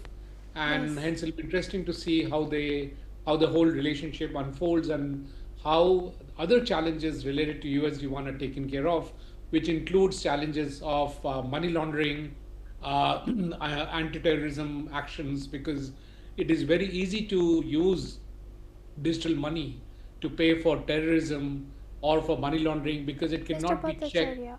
Yes. by the regular government infrastructure. And as you said, risky, and this is not a government's token. So how might this involvement of political families like the Witkoff family and the military in this deal affect Pakistan's domestic perceptions of transparency, governance, and regulatory capture? What do you think? Well, from a Pakistani perspective, it appears to be business as usual, because there has never been a regulatory transparency in Pakistan, and it has been rife with conflicts of interest, wherein the chief of the army also becomes the head of the government, also controls the land, also controls the industry, and so on and so forth. So Pakistan has been rife with conflicts of interest. But it's interesting from an American perspective, because for the first time we observe very significant conflict of interest, where the ruling family, in that sense, is also controlling a very large business, where the decisions from the US administration is going to impact how the business is run, which is the crypto business that we're talking about. It's also using its geopolitical heft to put pressures on governments such as the UAE to actually buy $2 billion worth of this token and use that to buy a stake in other crypto exchanges. And in this particular case, they bought stake into Binance using the USD1, and I'm sure that happened because the US government told them to do so. Now, these are clear conflicts of interest. So it'll be interesting to see what happens when the regime changes in US. Will this particular US token still be viewed with the same amount of trust? Any currency is a currency only when people trust in it. If that trust goes away, then that currency vaporizes. Now, when that happens, as and when that happens, there'll be a lot of Pakistanis who would have put their money into this token, and their hard-earned money will vanish because there's nobody who's backing it up. And the interesting fact is that USD1 is supposed to be 1:1 with US dollar. So every $1 of USD1 is backed by a real $1. But the interesting part is even the real $1 is not backed by anything, which they are dealing from dollar way back in 1971 when Nixon dealing the US dollar from any asset. So you got an asset which is supposedly backed by another asset without any regulatory oversight, without any international regulations, and the underlying asset itself is not backed by anything. It's a very, very risky proposition, especially for a nation which is in fact having a severe financial crunch. If Pakistan believes that by somehow this is going to be a miracle way of getting out of the financial mess. Well, that's not going to be the case. It's going to actually drag Pakistan further down in the financial mess that they are in. Thank you for highlighting it, Mr. Jayjit Bhattacharya, and joining us on NewsX World. That's all we have time for. Keep watching NewsX World for more news updates from around the world.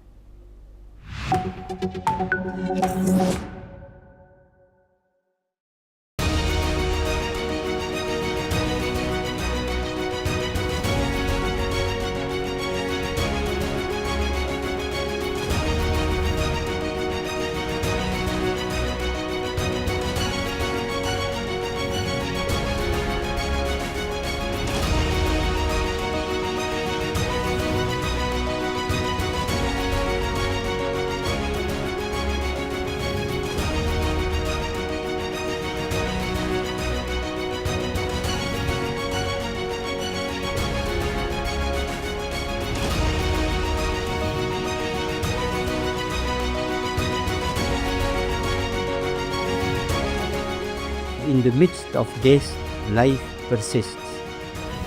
In the midst of untruth, truth persists.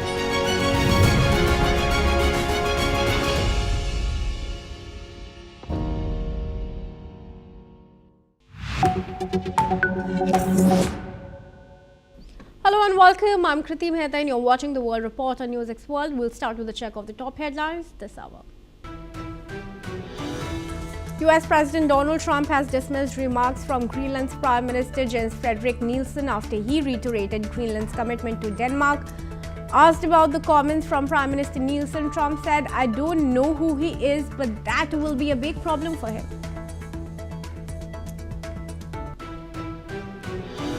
Bill and Hillary Clinton say they will not be testifying in the House Oversight Committee's Jeffrey Epstein investigation. Chairman of the House Oversight Committee threatens to hold the Clintons in contempt of Congress for refusing to testify.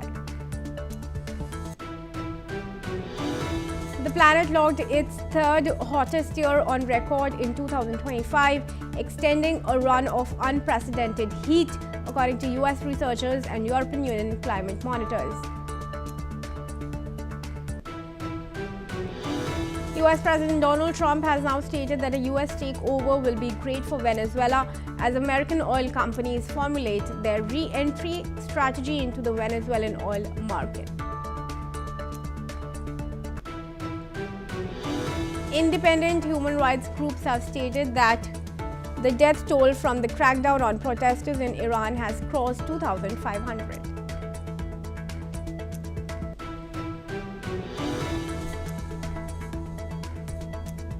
US President Donald Trump tells Iranians to keep protesting, says help is on the way as US mount strikes. Iran says US seeking pretext for military intervention. Iran officials say over 2,500 killed in unrest.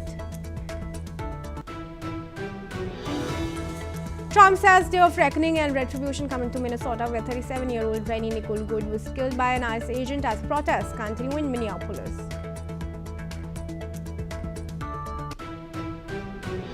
Apple signs multi-year deal with Google to fix Siri with Gemini, which the company promised at WWDC 2024 but has since been delayed. Apple had promised 3 big upgrades to Siri to take it on par with rivals like Gemini and ChatGPT.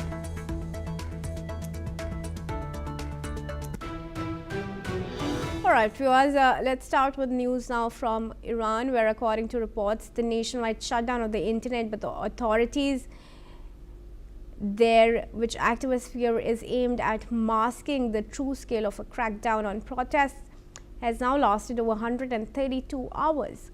Meanwhile, Iran's judiciary chief has vowed fast-track trials for suspects arrested over a wave of protests, which the authorities have dismissed as riots. Listen in. بعد کوکتلا رو کی میساخت؟ من که خبر ندارم. پس اینا رو کی آورده تو کارخونه؟ چا؟ اینا پس کی آورده اونجا؟ نمیدونم. که یک این Meanwhile, according to a senior Iranian official, Tehran has reportedly asked its regional leaders, including Turkey, to prevent any military escalation by the United States. The official has also warned that Iran would strike US bases in the region if it is attacked by Washington.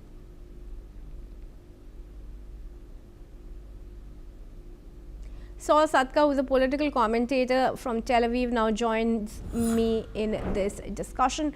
Saul, thank you very much for making yourself available for this conversation. Now, it's crucial how Iran and its supreme leader has gone on with executions of demonstrators, protesters who are not even leaders, but mere participants, expedited their trials, given them really no time to appeal.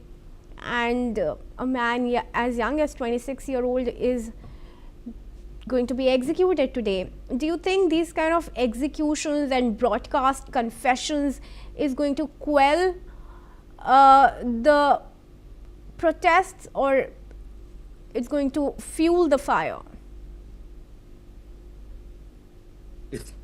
The Iranian regime executes over 1,000 people a year for various trivial crimes or thought crimes or free speech violations. So this is nothing new. Their justice system is absolutely corrupt and absolutely brutal. Ditto with its jail system. The regime is clearly in a panic. It doesn't know what to do. It doesn't know how it can at the one time suppress the protests and at the same time not anger the West sufficiently to ensure that they don't actually come in and throw them out, and they know they can do. So they're really in a pickle. Of course it is. And do you think the internet blackout is really in place? Because Trump has already asked Musk to help with Starlink, and then people are already uploading visuals and their protests, especially women, on social media. Yeah, so it's unclear how much of the stuff coming out of Iran is actually contemporary. Certainly videos of piles and piles of dead bodies, but it's much less than was there before. There are some people who are getting things out via certain means, perhaps also by taking actual evidence out of the country. Other people are finding ways to bypass it. There are a few hundred Starlink terminals provided by Elon Musk in Iran at the moment, while the Iranian regime are currently actively trying to jam them, so even they won't work. It's very important for the Iranian regime. Their top priority is to shut down the internet, because the internet does two things. Number one, it allows all the protesters to coordinate with each other. And number two, and much more dangerously for them, it allows them to get out the evidence of their own repression, which will further radicalize the population. So absolutely critical for them is to shut down the internet. At some point, we're going to find out that this kind of evil regime in the world is unsustainable in the information age. And they know that, which is why they've taken their people back 40 years to a period when the internet did not exist. Because under those circumstances, they know how to suppress the people. They don't know how to suppress the people in the information age. So that is a light in this whole debacle, this whole disgraceful situation that's happening in Iran. A brutal, brutal massacre that's continuing under the eyes of the world as the Iranians try to blind everyone. The light at the end of the tunnel is that for them and for all other similar regimes that exist or may exist in the future, the way to get rid of them is now clear. Simply, you have to let freedom ring, you have to give people information, and these regimes become instantly and inevitably unsustainable. Yeah. Saul, how do you see the latest development that's coming in from Iran, which says that it's going to work with regional leaders like Turkey, and they're going to strike the US bases should US launch strikes? I can absolutely assure you that neither the Turks or the Qataris or the Saudis or anyone else, all of whom are allies of the United States, are going to be helping Iran to retaliate against the United States. The Iranians in the past, when Soleimani was killed by the Americans, when the Americans bombed their nuclear program one night in June, on every previous occasion, the Iranians have promised major retaliation. And each time, they have sent a symbolic number of missiles at an American base, while telegraphing a warning in advance to make sure that no American people were killed. Because the Iranians are smart enough to know that if they kill any American servicemen, the Americans can retaliate with such overwhelming force and so fast that they won't even know what's coming. So the last thing the Iranians want to do is to get into a shooting war with the United States. They desperately want to try and de-escalate tensions. There are people in Qatar, in Saudi Arabia, and in Turkey who are quite comfortable with the Iranian people, their 92 million population living under oppression, because they would rather not have that kind of geopolitical competitor. The Turks and the Saudis would very much like not to have a powerful, strong, free Iran, because, among other things, that will be an appeal to their own population to want the same kind of things, which they do not have. But at the same time, the Qataris' entire existence, the Qataris, if you will recall, only have a population of 300 people. The Qataris are some of the most incompetent people in the world, but what they do have is vast supplies of gas, and also 2.5 million indentured servants, mostly from India, Nepal, Pakistan, and Bangladesh. What they need a geopolitical role. And for them to have a geopolitical role, they need to play a game. They need to play the good cop, bad cop game between the West and the Iranians, and all the Iranian proxies like Hamas and Hezbollah. As the Iranian proxies have been dismantled, all that's left is Iran. And if the Iranian regime is dismantled too, which looks increasingly likely, then where is Qatar? They're trying to play a good cop, bad cop game, but they don't have a bad cop anymore. And suddenly they're irrelevant and not much use to anyone. And the great fear for the Qataris is that the Americans will no longer feel a need to maintain a presence in the Middle East to the same degree, and could easily roll back their American base on Qatari soil, which is the only thing protecting Qatar from their Saudi tribal rivals to the south. All right, sure. Saul, do continue to stay on with me, please, as we proceed. Because let's also tell you that the Israeli military is now saying that all 6 gunmen involved in a firefight in western Rafah on Tuesday were killed during the exchange of fire. According to the IDF, troops from the 7th Armored Brigade identified 6 armed individuals approaching their positions on the Israeli-controlled side of the Yellow Line in southern Gaza. After the suspects were spotted, Israeli tanks moved in and opened fire. The gunmen responded, triggering a sustained firefight that also involved Israeli air support.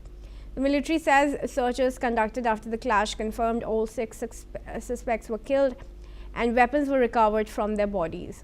The IDF says the incident took place in an area under Israeli operational control and describes the encounter as a serious violation of the October ceasefire agreement. The military added it will continue to act against any attempts by armed groups in Gaza to attack Israeli forces or civilians. Saul, I request you to join me back in the discussion here. Of course, once again, we see the ceasefire being violated. This is coming right after Netanyahu and Donald Trump had met over the Gaza ceasefire. What does this really say about the course that can take on? It was quite clear from Trump's meeting with Netanyahu that they are on the same page, that Hamas only ever met most of the requirements for the first stage of the ceasefire, which was to release the hostages. They released all of them except for one. The body of Rangvili remains in captivity. Yeah. But they haven't begun to disarm themselves and to close themselves down as a military organization. On the contrary, they are desperately trying to rearm and train new fighters, as we've seen. They maintain daily operations against the IDF, which almost universally fail and end in the killing of all their men. So the prospect of the ceasefire moving to stage 2 is absolutely minimal. There's no way that Hamas, a genocidal jihadi organization that is bent on murder in the name of God, is going to willingly hand over their weapons to the infidel. There are enough people within Hamas who are not at all pragmatic and absolutely do prefer to die in battle than surrender. as a result, there's absolutely no prospect in the foreseeable future that Hamas will be disarmed. There's only one way to disarm Hamas, and that is kinetically. People need to go in and fight them. They need to continue fighting house to house, building to building, until there are no more left, or until there are no people with guns anymore. The prospect of happening is very low, because Israel is currently quite satisfied with having Hamas still controlling 40% of Gaza, including the entire population, across a demarcated line, because Israel's only concerned that Hamas can't attack their population. And it probably isn't worth their while to go in there and root them out at the cost of some lives, perhaps hundreds of Israeli soldiers. So the status quo is fine for Israel in large part. And at the same time, if Israel isn't sufficiently motivated to get rid of Hamas, I can assure you there's no one else in the world, not the Turks, not the Saudis, nobody, not the Pakistanis who have been talking about going in as a peacekeeping force, nobody is going to bleed to fight Hamas if Israel won't. So the ceasefire essentially achieved what it needed to for Israel. It's frozen the conflict. Israel's got its hostages back. And it has achieved nothing for Hamas, who have no prospect of ever breaking out from behind the barricades that Israel has set up for them. What about countries like Qatar that unconspicuously back groups like Hamas? What kind of action should be, mulled, and why has that action not come as of now? Right, so this is the question. So it was Qatar, chief among the guarantors of the deal with Hamas, who promised President Trump that they would ensure that Hamas actually stuck to the deal. And while the first phase, the release of the hostages, went more or less to plan, there was always no prospect of the second phase coming to pass. And I think everyone now recognizes this and is just happy the hostages are out.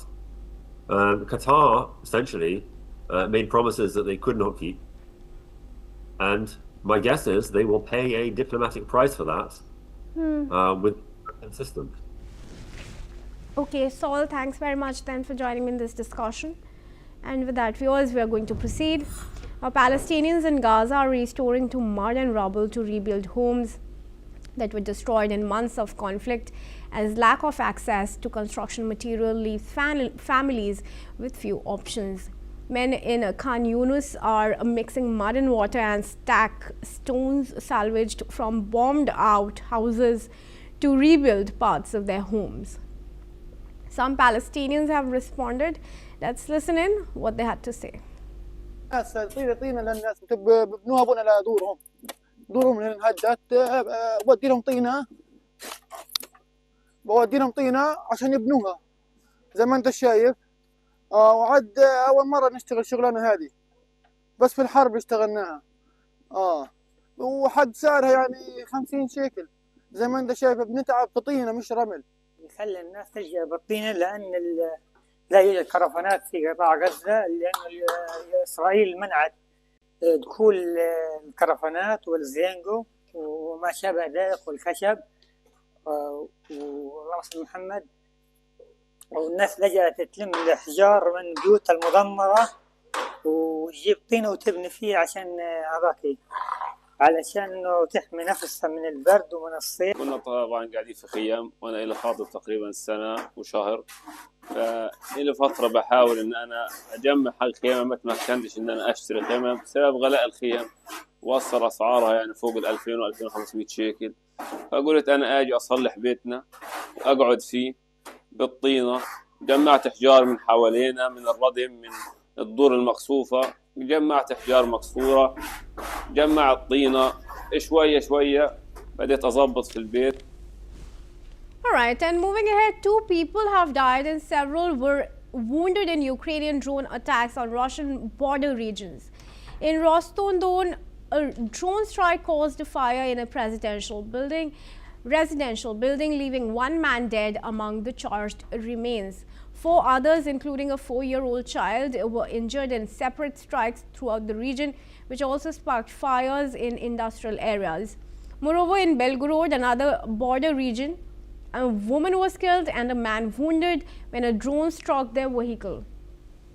Sources say that this area has seen frequent retaliatory drone attacks and has also recently experienced a massive power outage. This comes as Ukrainian forces said that Russia launched overnight attacks on Ukraine with 113 drones and 3 ballistic missiles fired. And we now move to news from South Asia, where Pakistan has entered an agreement with a firm linked to World Liberty Financial, the primary crypto venture associated with US President Donald Trump's family, to explore the use of World Liberty's stablecoin for cross-border payments. The deal represents one of the first publicly announced tie-ups between World Liberty, a crypto-based finance platform launched in September 2024, and a sovereign state. It also comes amid a warming of ties between President of the US and Pakistan. According to reports, under the agreement, WLF will collaborate with Pakistan's central bank to integrate its USD1 stablecoin into a regulated digital payments framework, enabled to function alongside Pakistan's existing digital currency infrastructure.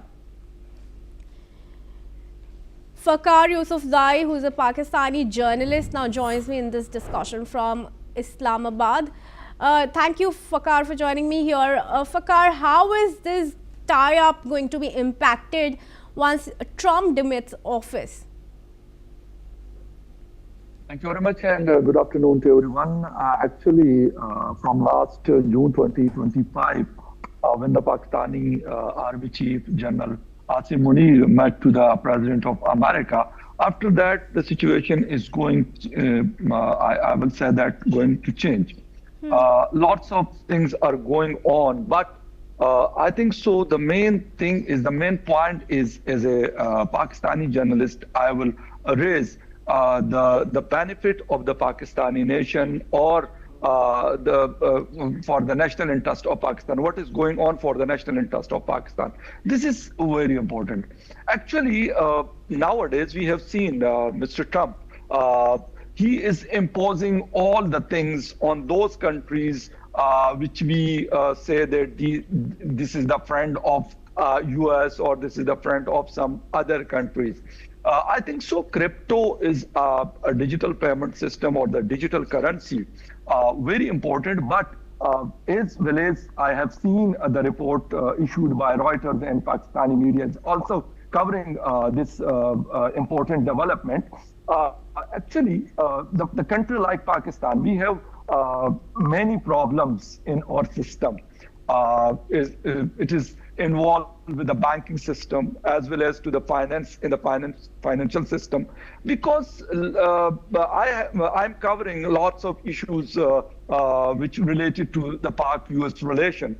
But I think so in this type of relation, America have an upper hand in every aspect which is related. If it is related to the defense, it is related to the finance, it is related to the rare earth minerals. I think so the Pakistani nation or the Pakistani people not getting any benefit from all these things. Actually, I have seen photographs or the video some short time ago. The Pakistani Field Marshal was there, the Pakistani Finance Minister was there, the Pakistani Prime Minister and Deputy Prime Minister was there. Of course, the Deputy Prime Minister and Prime Minister should be there, as well as the Finance Minister. But what about the Chief Saab, or the CDF Chief of Defense Forces? What he is doing there? Because this is not his job, I think so.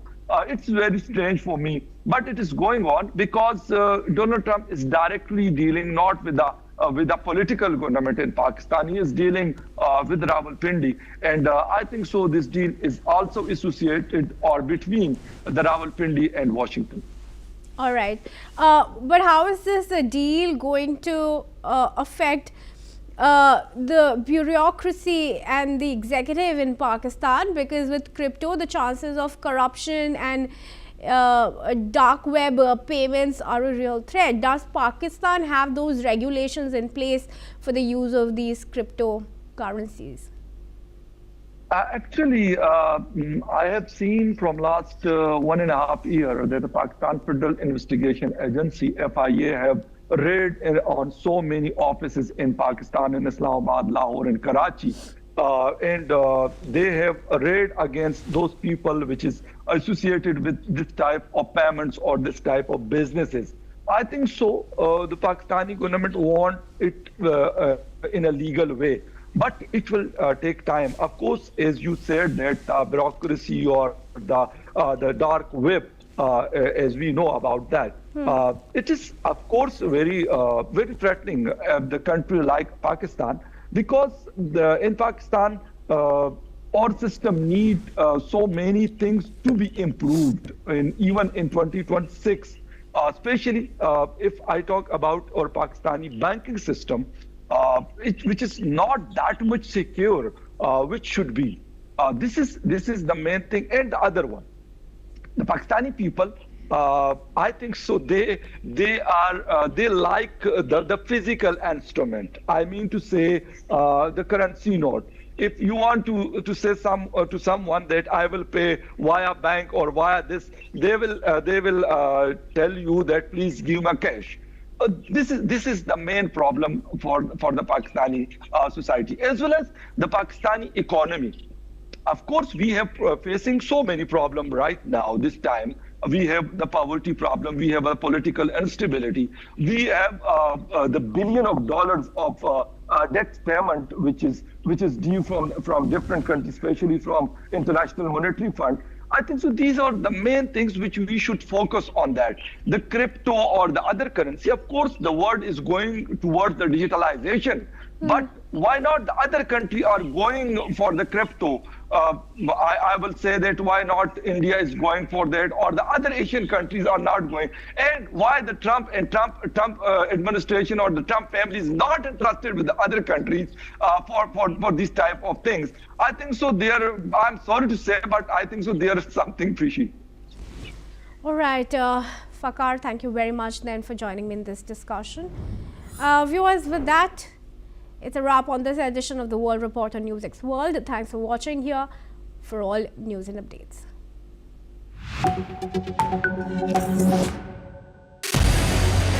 What we can do as the Interparliamentary Union to strengthen democracy, to promote.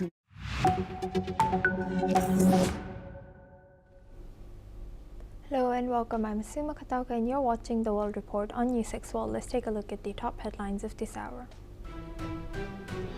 US President Donald Trump has said that the United States needs Greenland for national security and to strengthen NATO's effectiveness. Without it, Russia or China could gain control, and anything less than US ownership is unacceptable. Independent human rights groups have stated that the death toll from the crackdown on protests in Iran has crossed more than 2,000 people.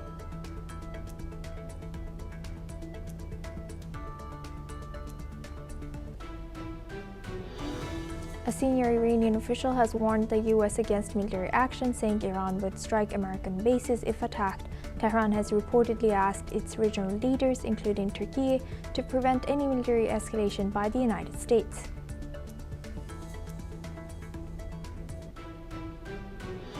US President Donald Trump has now stated that a US takeover will be great for Venezuela as American oil companies formulate their re-entry strategy into Venezuelan oil market. According to official government statement, Algeria's President Abdelmadjid Tebboune has called on youth living abroad in vulnerable or illegal situations to return home, promising to regularize their status and grant amnesty for minor offenses. The call is to the 54,000 Algerians who left for Europe between 2020 and 2024.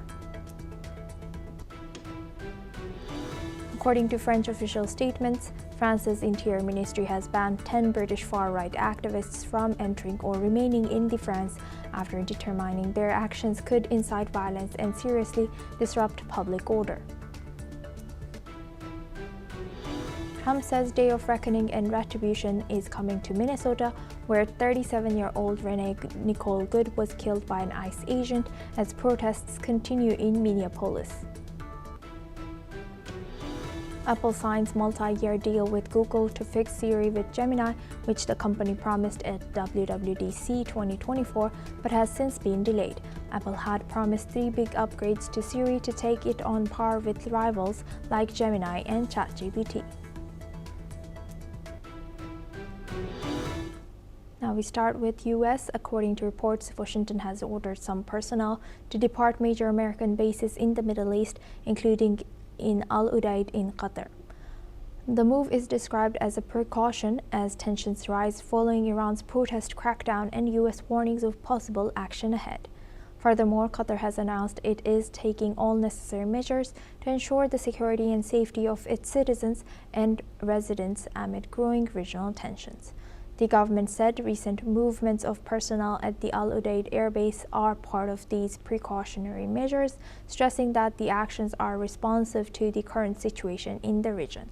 Meanwhile, British Prime Minister Keir Starmer has condemned the murder of an anti-government protesters in Iran.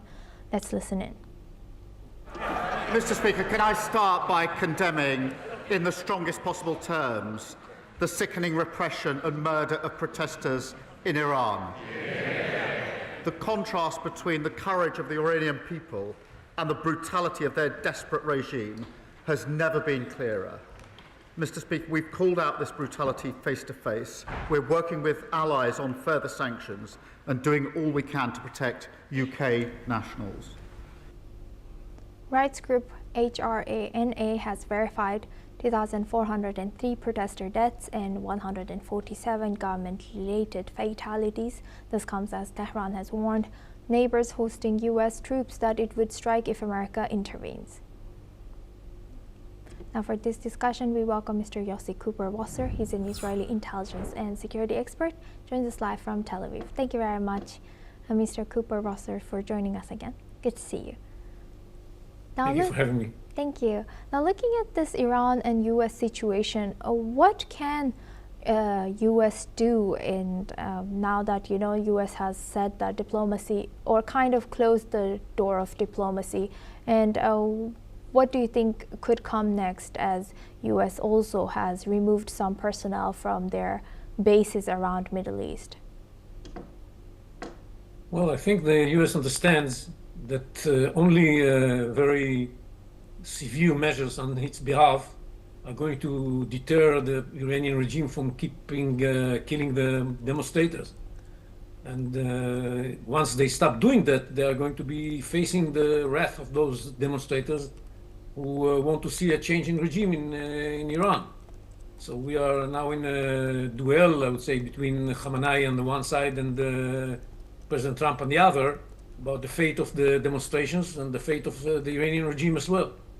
And that's what they can do. There's a wide variety of steps that they can take, not necessarily kinetic, but also kinetic steps, in order to make sure that those in the government of Iran that are responsible for killing the demonstrators will pay a price for that.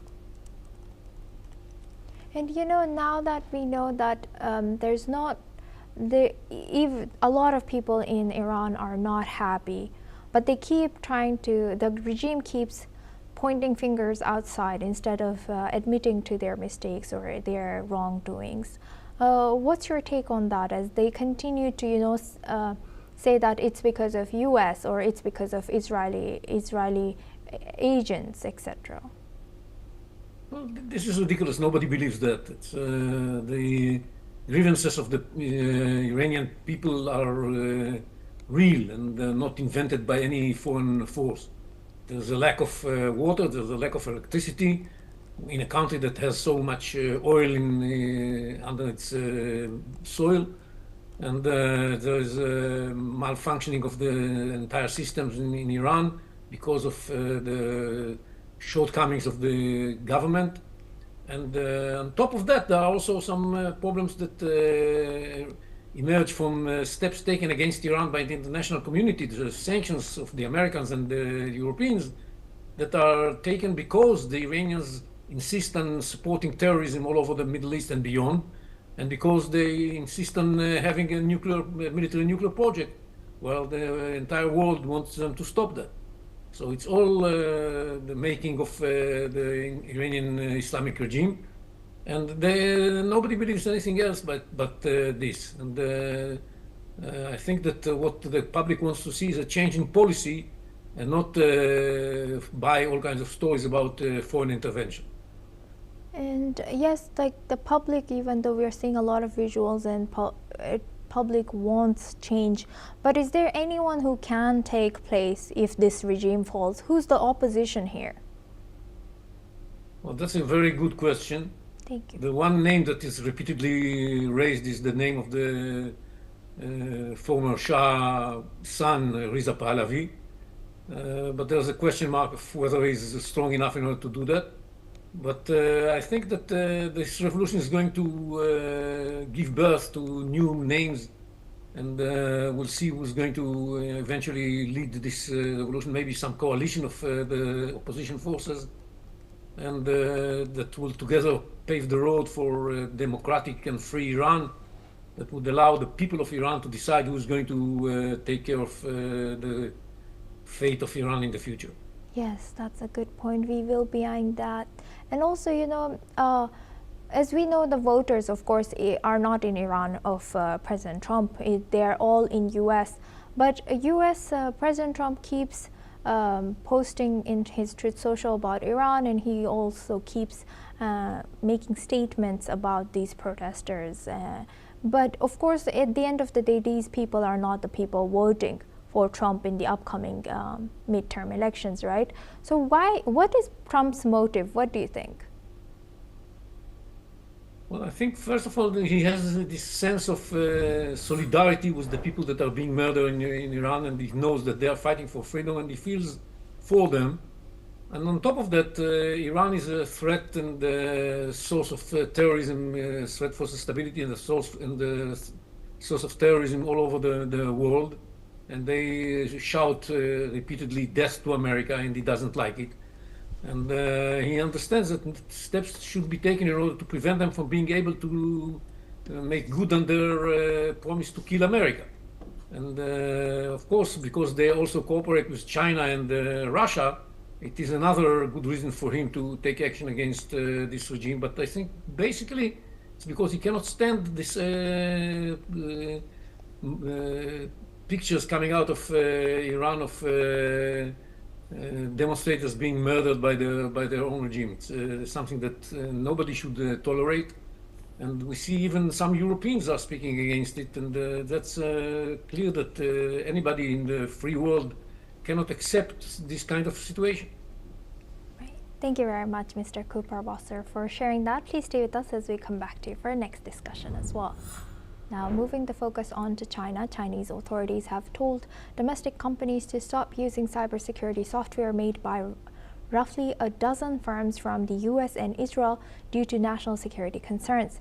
As trade and diplomatic tensions flare between China and the US, and both sides vie for tech supremacy, and Beijing has been keen to replace Western-made technology with domestic alternatives. According to sources, the U.S. companies whose cybersecurity software has been banned include Broadcom-owned VMware, Palo Alto Networks, and Fortinet, while the Israeli companies include Checkpoint Software Technologies. Now, for this discussion, we welcome back Mr. Cooper Wasser. He's an Israeli intelligence and security expert from Tel Aviv. Thank you very much, Mr. Cooper Wasser, for staying with us. Now, looking at this, this ban, why do you think China is countering right now? What does this timing suggest? And also, how will this affect Israeli companies? As long as I know that Tel Aviv is a big hub for a lot of tech companies and many cutting-edge tech companies. Yes, but that is true. Israel is a major hub of high-tech and especially of cybersecurity. I think we are third or second in the world in the volume of our business in this area. But I don't think we do a lot of business with China because of security reasons. And so I'm not sure this is going to be such a big damage to Israeli companies. I think basically it stems from the need of the Chinese to retaliate to steps taken against their companies, their high-tech companies in the West in general, and that's why they take this step. Maybe they're also really worried that this may lead to their secrets leaked to some other places. But basically, I don't think this is the main reason. The main reason is the will to retaliate to steps taken against their companies around the globe. Right. With that, I would like to thank Mr. Yossi Cooper-Wasser for joining us today and sharing that insight throughout our news. Now we have a breaking news. A Greenland government has announced an increased military presence in and around the island, emphasizing that the move is aimed at strengthening NATO's footprint in the Arctic and enhancing European and transatlantic security. Officials said the purpose of the deployments and ongoing exercises is to train forces to operate under the unique Arctic conditions while ensuring readiness in a strategically important region. The Danish armed forces, in close cooperation with NATO allies, will continue their Arctic exercises, highlighting the collaborative defense posture. Greenland's government has stressed that the measures are defensive and part of broader efforts to maintain stability in the Arctic, a region of growing geopolitical significance due to its natural sources and strategic shipping routes. Now for this breaking news, we welcome Ms. Alison Mutler. She's a former AP Bureau Chief in Romania, joins us live from Bucharest. Thank you very much, Ms. Alison, for joining us once again. Good to see you. Now that tensions and, of course, the situation is escalating, how do you analyze this current readiness or countermeasures by the NATO with minus US and, of course, the Greenland in Greenland by the towards defense for themselves versus US? Yes. Well, I think the world, America included, was quite surprised by Donald Trump's statements. They weren't totally unexpected, but he was very forceful in saying the US needed Greenland for security. It wasn't even a question of discussion or negotiations. And I think Europe was alarmed at first. You could see by the statements made by the Danish Prime Minister and other leading officials in Europe. And now I think that Denmark and NATO, minus the US, as your report said, want to take back control, not of Greenland, but of this story, of this narrative that this is a strategic island and it's important for NATO defense. So what they are doing by staging these exercises, which they underline are defensive, is showing they are being responsible for the security situation, and they're taking it seriously. So Donald Trump can't say, this island is undefended, we need it, we're going to take it. So they're trying to behave responsibly, but also constructively by holding these defensive exercises. Obviously, they've been staged in a very short time. Normally, exercises like this, there's weeks or if not months in the planning. But we are living in unprecedented times, and the statements by Donald Trump have caused alarm both sides of the Atlantic, particularly in Europe. So these exercises is both a political statement that NATO members, especially led by Denmark, are taking control of the territory. They are showing that they are concerned about security and its strategic position. And it's a kind of riposte to Donald Trump to show him that, yes, we're in control here. We have everything under control. And, there is no need for any outside intervention. Do you think they will be able to continue this stance? Do you think they will be able to balance this out? That's a good question. Thank you. It very much depends on what Donald Trump's aims are and the aims of his administration. If he really does want to wants more control over Greenland, then we can expect more statements, and eventually there will be negotiations and discussions. Because I really don't think the US is going to intervene militarily in Greenland. I think that would be rather a haphazard thing to do, and it would not particularly benefit Donald Trump or Greenland or Denmark or NATO. But I think now the ball is in Donald Trump's court. How will he respond to these exercises? How will he say, I think he said yesterday, I'm going to take Greenland one way or the other. We have to see where his rhetoric goes. And we know from the past that sometimes what Donald Trump says doesn't necessarily come true. But then sometimes, in the case of Venezuela, he didn't make too many announcements, and then there was that spectacular, from a tactical point of view anyway, capture of Nicolas Maduro. So now the ball is in Donald Trump's court, and we have to see how serious he is about getting control of Greenland. That's the thing we'll be waiting for next. So what do you think, it's very ironic, yes, like you rightfully mentioned, that he was very quiet about Venezuela and then a big move, and then so many other things, he's very loud and then no action. So do you think a lot of countries are now taking his statements about Greenland, they're taking it so serious because what happened on the 3rd January towards Nicolas Maduro? Absolutely. I think it's the fact that his statements on Greenland came so shortly after the capture of Nicolas Maduro, that US military intervention, that the countries were forced to take this seriously. And it's not the first time Donald Trump has mentioned his strategic interest in Greenland. He mentioned it in his first term and before. But the fact that it came after this spectacular operation in Venezuela, that they were forced to take it seriously. And he didn't just say it once, he kept repeating it in various different ways. We're going to get it. He was saying that the Russians and the Chinese were in submarines around the island. I don't think that's necessarily true, but it's possible they have interest in that area. They'd be silly not to. But I think NATO allies were forced to take this seriously, particularly Denmark, because it directly affects the country over which they have, I think, foreign and security policy. They are in charge of Greenland. So yes, of course, they had to take it seriously. But again, with Donald Trump, you never know. You have to see how it plays out, what his plans are. With that, I would like to thank Ms. Alison Mutler for joining us today and sharing that insight on this breaking news. Now we move on to US and Venezuela. House Foreign Affairs Committee Democrats are holding a special public meeting today after Republicans failed to conduct any hearings on the Trump administration's actions in Venezuela and the Caribbean. Ranking Member Gregory Meeks extended an invitation to US Secretary of State Marco Rubio, who declined to testify before Congress. Instead, Democrats will hear from former diplomats and foreign policy experts.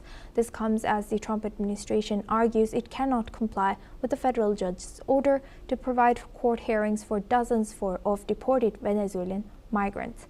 Officials say the removals cannot be reviewed after U.S. forces deposed Nicolas Maduro earlier this month. Now for this discussion, we welcome back Ms. Alison Mutler. She's a former AP Bureau Chief in Romania, joins us live from Bucharest. Thank you very much, Ms. Mutler, for staying with us.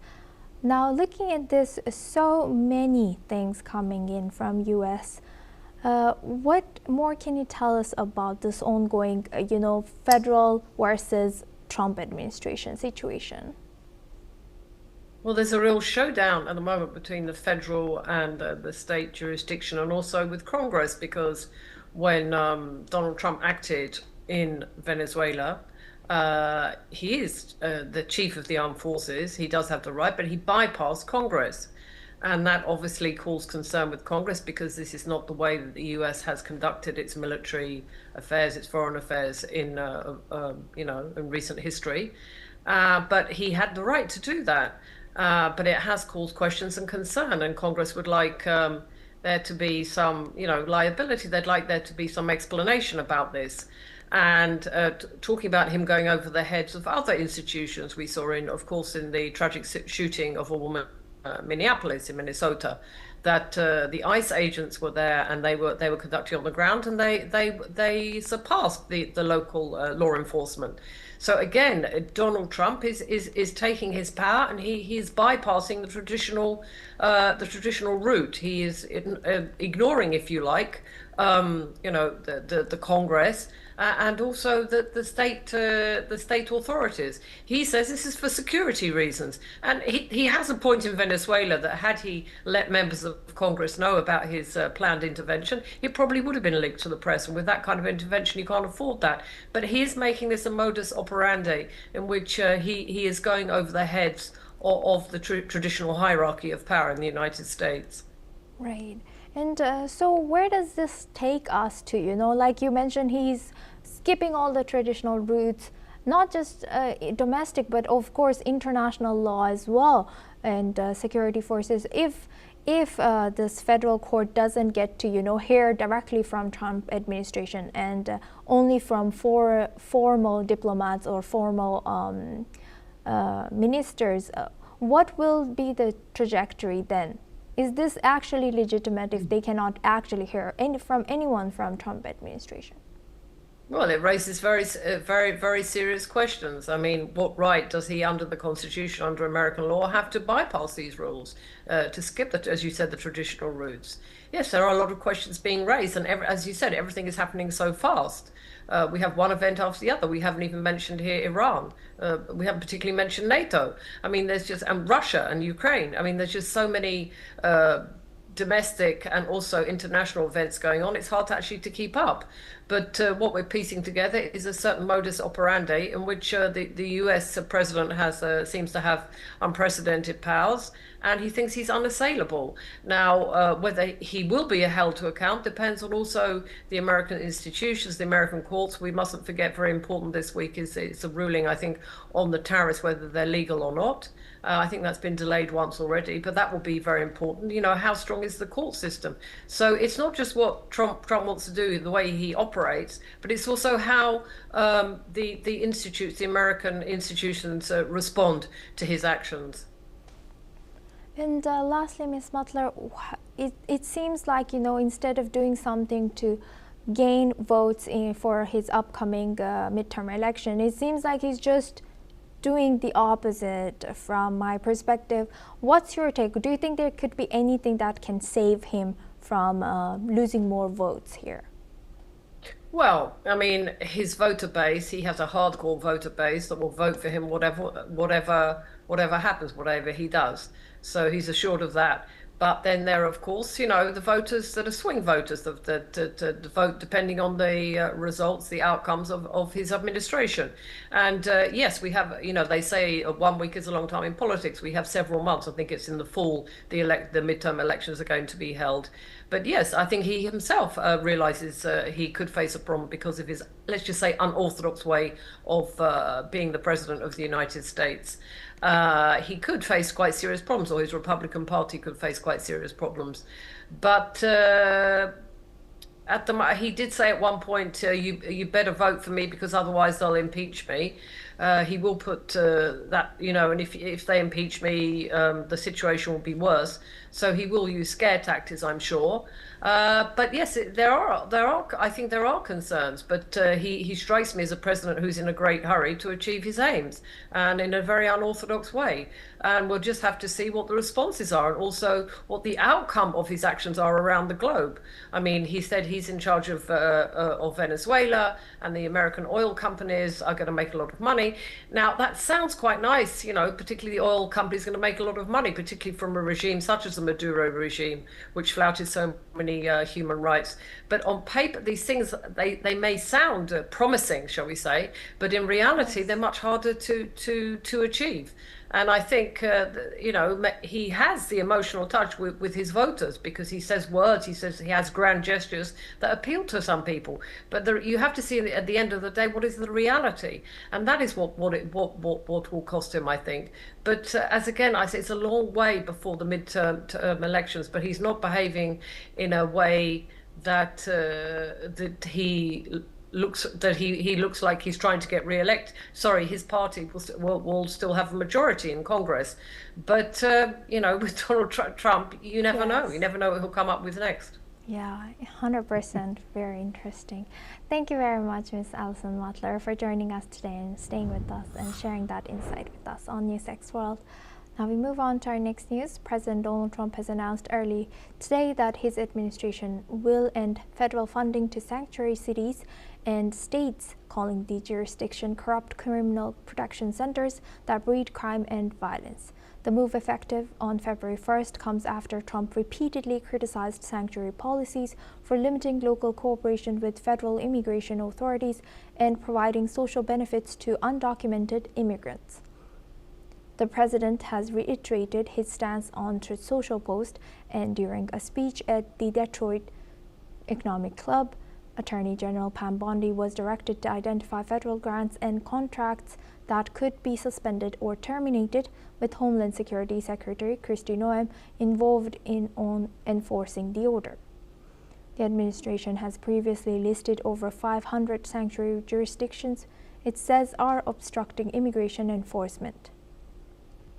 The announcement follows legal challenges. A federal judge blocked an earlier executive order pausing funding for more than 30 sanctuary cities, calling it likely unconstitutional. Despite the ruling, Trump's administration has continued its crackdown on illegal immigration, which has sparked protests nationwide, including over recent ICE and Border Patrol shootings in Minneapolis and Portland. Now for this discussion, we welcome Mr. Peter Cardillo. He's a chief economist at Spartan Capitals, joins us live from New York. Thank you very much, Mr. Cardillo, for joining us. Good to see you. Now, how significant is this policy that will be, put into place from February 1st, and how will people be affected in U.S.? Well, it's to begin with, it's significant, but this is nothing new. President Trump has a very strong feeling about illegal immigration, and he's made his thoughts known, not only in this administration, but in the previous administration. And the fact that he says he's going to cut fundings for sanctuary cities and states that that follow that doctrine, is nothing new. He probably will, but of course, there'll be challenges probably in the courts, and we've seen this all along with many other situations. So, at one point, I think the thought of what may or may not happen at the midterms might probably lessen his rhetoric in terms of cutting off funding. Now, that doesn't mean he's not going to do it. He probably will, but will it be long-lasting? I'm not sure. This time around, he does have a cabinet that's extremely loyal to him. So it's somewhat more meaningful from that perspective. But remember that at the end, he has to deal with voters. Yes, and talking about voters, I asked earlier our guest as well, but so how is he planning to gain back the voters? Because he's doing so many things to deter these voters who wanted best for themselves, and it turns out like this. Yeah.